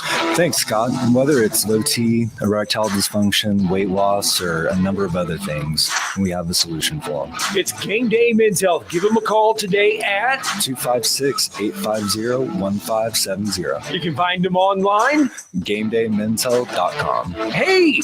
What man wouldn't like to have tests done in a man cave? That's right. Come in for your free test and consultation, walk into a world-class staff, a comfortable, relaxed environment, and we got your results in about 20 minutes with appointments less than an hour. And the big game is always on the TV. It's Game Day Men's Health. Give them a call. 256-850-1570. You can find them online at GameDayMen'sHealth.com /Huntsville /The Zone. AL cert number 21014. As the summertime approaches, and if you are in the business for a new air conditioning unit, only one place to call, Talon Heating and Air. Thomas from Talon Heating and Air with us. Thomas, this is the time. That's right. People are needing HVAC, air conditioner repairs done left and right, and we're here to serve. Talk about the services that Talon Heating and Air can provide. So Talon Heating and Air, we can come out, we can fix your unit, we can replace your unit, or we can just do maintenance on your unit. We cover all aspects of anything to do with your house and HVAC, from mini splits to gas pack. In the name of free, Talon Heating and Air offering several free things. That's right. We're offering a free second opinion. We always offer that year round. And then we're also offering a free service call with a repair during regular hours. So okay, it's Talon Heating and Air. Give them a call at 256-503-4490. You can also find them online at that's Talent H. Hello and welcome back into the Morning Blitz. John Abraham, Captain Cool here live from SEC Media Days. Just got done with Kirby Smart giving his little press conference. I didn't listen to all of it, but I listened to the stuff that mattered. And what really mattered for him was not worrying about the chip that people think is on his shoulder, of course, after losing to Alabama again in the SEC Championship. Or, even winning games like the national championships just 2-3 years ago. But now, we look forward to what this team has to offer in 2024. And you bring in back a guy like Carson Beck. And although I don't think he's the top tier quarterback that everybody, a lot of people have been talking about here in Media Row, I do think he's a talented dude. But it's really the team around him that is going to, provide the help that is going to get Georgia at the top of the SEC. Now, what type of talent is Georgia going to be bringing back? Or what are they even bringing in? It's quite a bit. And I also played a little bit of college football 25 last night, so I got to really experience the top-tier players that we're going to see throughout the season, whether it's just a regular season game, whether it's a rivalry game against Tennessee, because those are going to be wonderful. We got the Tennessee guys walking in. Of course, we got a good little interview with Josh Heupel coming up later on in the day. That'll be going down at, I believe, 10:45. But we're starting to see these guys come in. And, it's not just Carson Beck on this squad. We know about Trevor Etienne on this squad, bringing him in as the running back for this team. And that's on top of Redrick Robinson, as well as Branson Robinson, which they're not brothers. One of them has a 2 next to his name. But these guys are going to really help out the backfield. And before even Trevor Etienne came to this team, of course, from Florida, and before all the troubles that happened with the players, the legal actions, all of that stuff, these guys were regarded as a pretty decent backfield. You bring Trevor Etienne in, now it's a top-tier backfield. Now it's a field that is going to be able to match, I would say, Tennessee just last year with their 3-headed dragon. On top of that, your wide receiver core is not looking too shabby either. Got Dylan Bell, absolutely versatile player right there. Dominic Lovett, who I got to see plenty of yesterday as I was doing a little rivalry game, Tennessee versus Georgia. And you go on from there, and you got a stellar defense that you didn't really have to touch. Kirby Smart added a few guys in the transfer portal. He added a few guys in recruiting. There's a few freshman players that are really going to even out that defensive side of the ball. But this is a team that really hasn't had to adjust too much to the new landscape. Of course, they lost a few players last year, but not the ones that really mattered. I mean, when you look at it, they're bringing back, I believe, 10 offensive starters, 10 defensive starters, not every single game, because then they would have literally the exact same team. But you're also bringing in talent from all over the place in the form of Colby Young, who obviously he's a senior transfer. He's got a lot of talent. He's got a lot of skills, and he's going to make Carson Beck look like one of the best players in all of college football.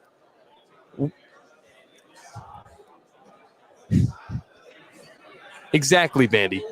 This is a team that looks to be a favorite in the SEC. And I know Scott Tyson, Rudy Armin already kind of talked about that a little bit. Do I think they look better than Texas? Possibly. Do I think they look better than Alabama? Maybe. But right now, this Georgia team is definitely going to be a force to be reckoned with. But the one interesting thing is that I don't think enough people are talking about is going to be that first game. That first game at a neutral site. It's in Atlanta, so it's not really neutral. Against Clemson. A Clemson team that, to be quite frank, sucked the first half of the season. The only thing that they needed to really get themselves up on their high horse for Dabo Swinney and that squad was to beat an undefeated Syracuse team. They finished out the season winning every single game, and then they look to 2024 in their first matchup in Mercedes-Benz Stadium against the Georgia Bulldogs. And if you're sleeping on this Clemson team thinking, they weren't that good in 2023, then you're going to make a mistake. This is going to be an interesting game, and I think if Georgia's going to lose one in the first half of the season, this would probably be the second best chance they get to lose for other fans. Yeah?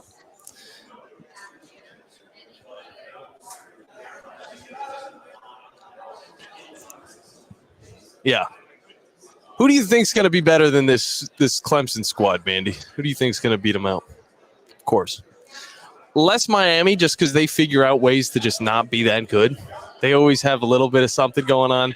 They're adding a few pieces, but it's like they're a team that people hype up just to kind of go under the radar and embarrass themselves.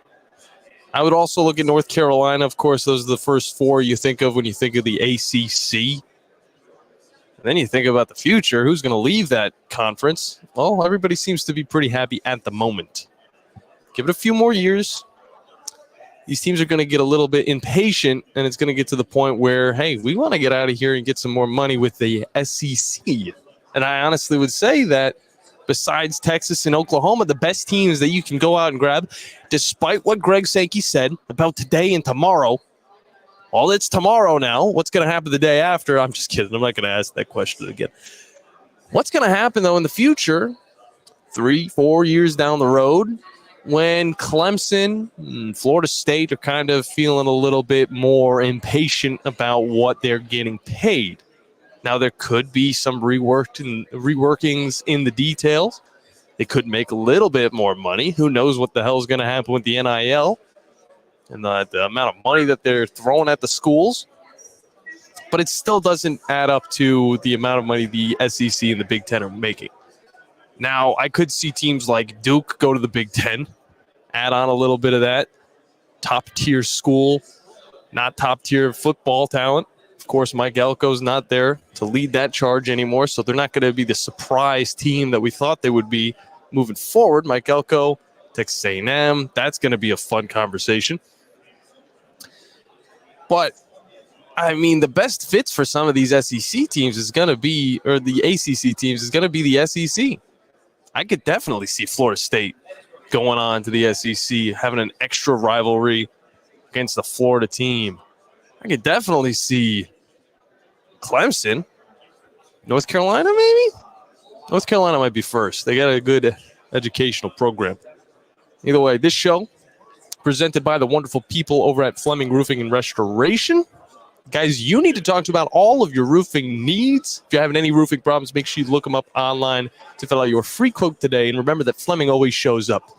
Bandy, I did, in fact, get to play some college football last night, and I'll talk a little bit more about that when we get back here in Dallas, Texas, at SEC Media Days 2024. So don't go anywhere, because you're listening to the Morning Blitz here on 97.7 ESPN The Zone.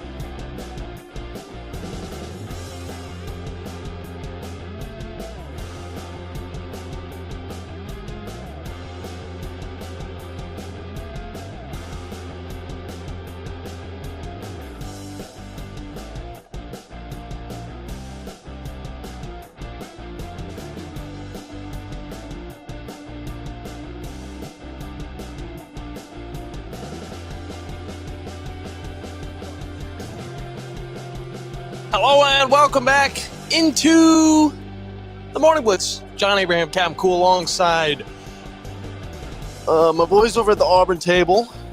They're right there. They're really nice guys, despite their affiliation to the Auburn Tigers. I'm just kidding. I love everything SEC. I've told you the guys that many times before. And I'm alongside Jay Crane right down the row. Scott Tyson's over there. Some random dudes walking by. I mean, and a beautiful skyline. You guys can't see it right now. I had to adjust the camera to where this would be easy because I'm a one-man show right here. I'm running the stream, two-man show. Bandy's doing all the work at the studio. Okay, I'm sorry. I almost forgot. Bandy's doing all the tough work. I'm doing all just the annoying running around type of work here. All right, running the stream. We got Tex-Mex in Huntsville, man. I was like, I know it's different because we're actually in Texas, but still, I was just like, let's go somewhere. Let's go to a hole in the wall, That's where the best food is. Oh, I went to In-N-Out Burger. Yeah, I got a good little burger. I forgot to ask for animal style. It's not that much different though. They put onions on it, which I didn't even want onions on my burger in the first place. I could go without that. I could go without pickles. I go without tomato. I did get tomato on it though. It was fine. But yeah, I mean, In-N-Out Burger, I'll give it a solid 8 out of 10. Yeah, they didn't have a chicken sandwich though, so that kind of deducts another point. But either way, I did get to play a little bit of college football 25 yesterday. As soon as I got back to the hotel, Tom was dogging me. He doesn't know what the hell's going on with that game. He hasn't seen any gameplay. He doesn't understand the 20-year-olds to the 30-year-olds, the hype that we've been looking forward to this game for so many years. And finally it came out, and I got to play it, and I was upset. You want to know why I'm upset, Bandy? Because it's another football game. It's the same. I mean, it's very similar to Madden. All right, it is. It's football. Football's football. It's how it's going to be. But it is awesome. The players, having them in the game. You get to use a video game to help you study for another game, to help you study for a show. That was awesome. Being able to see some of these players that are going to be here today out on the field in a virtual reality type of setting. Now, I would have brought the game here to SEC Media Days, but it would have been more of a distraction for me and some of the players because we'd be playing it. And Tom would be annoyed because nobody would want to hop on his show or the other show because they'd be too busy playing College Football 25.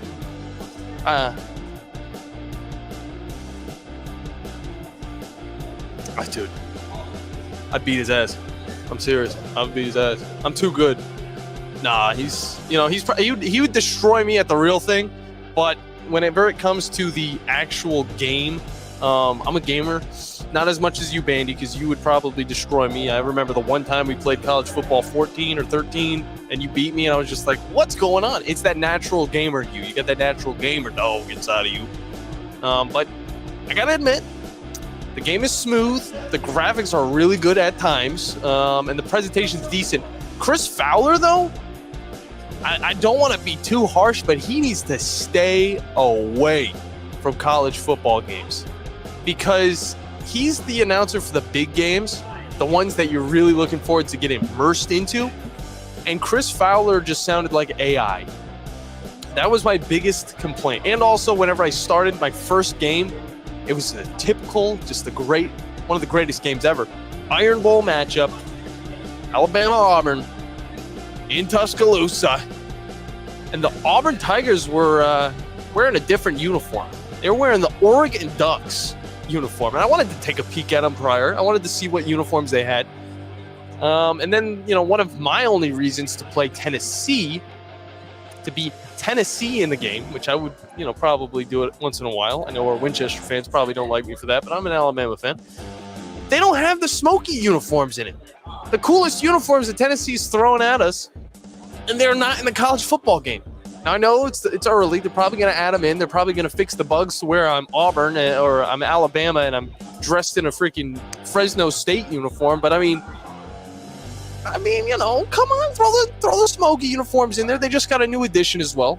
I also played as MTSU going up against Sam Houston. It was a good little Conference USA matchup. Great to see MTSU, especially in their new gear. There's a lot of new gear that's been thrown out. I haven't been able to throw it at you guys, but a lot of cool gear has been thrown at us since I've been on vacation, since I've been out here. Tennessee's new smoky uniforms are pretty dope. I'm glad they kept the exact same helmet. They added a different type of stripe, all that jazz.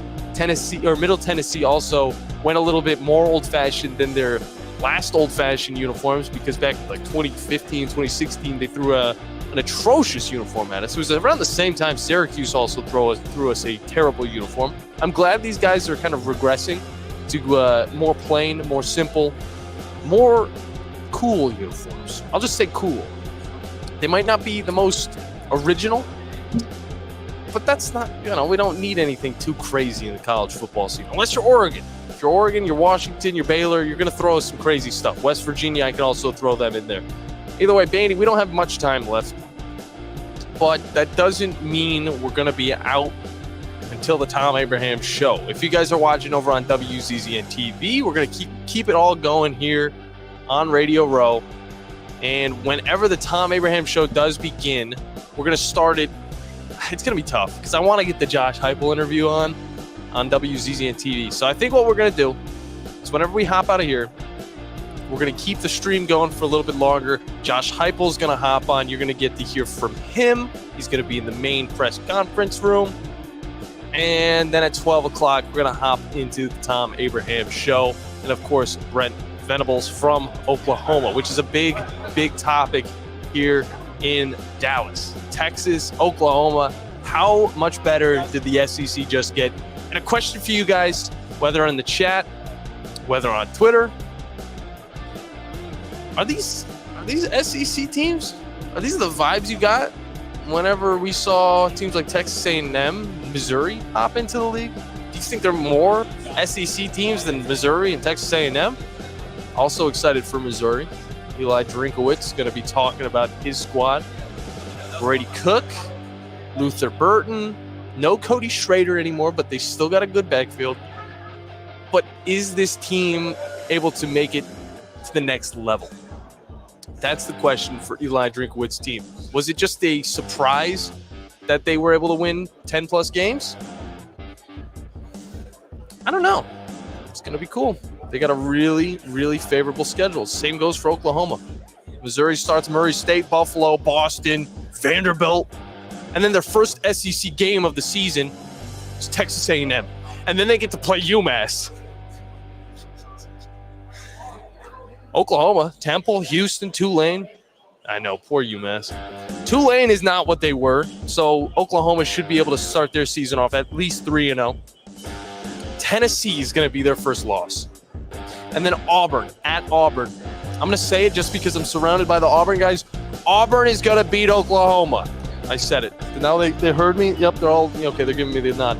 We'll talk to you guys soon enough here on the Morning Blitz on 97.7 ESPN The Zone. See you guys. Peace.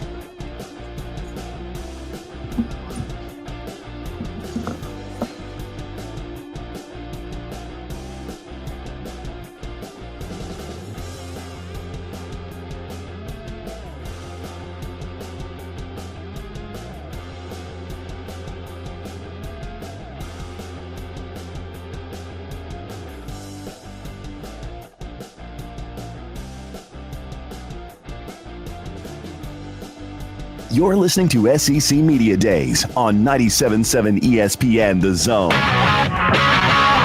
TOC Sports has been there for you. Now, you're probably asking yourself, what does that mean?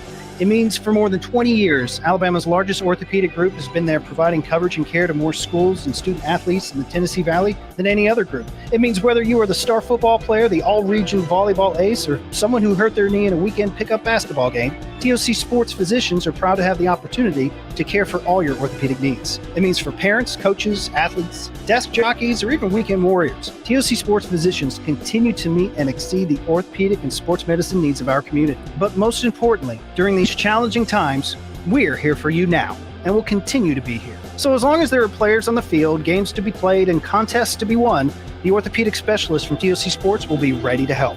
We don't know what the future holds, but you can count on the TOC Sports team to stay committed to you so you can stay in the game. Call 256-539-2728 today and ask to see a TOC Sports physician. Check them out online, also Facebook, Twitter, and Instagram.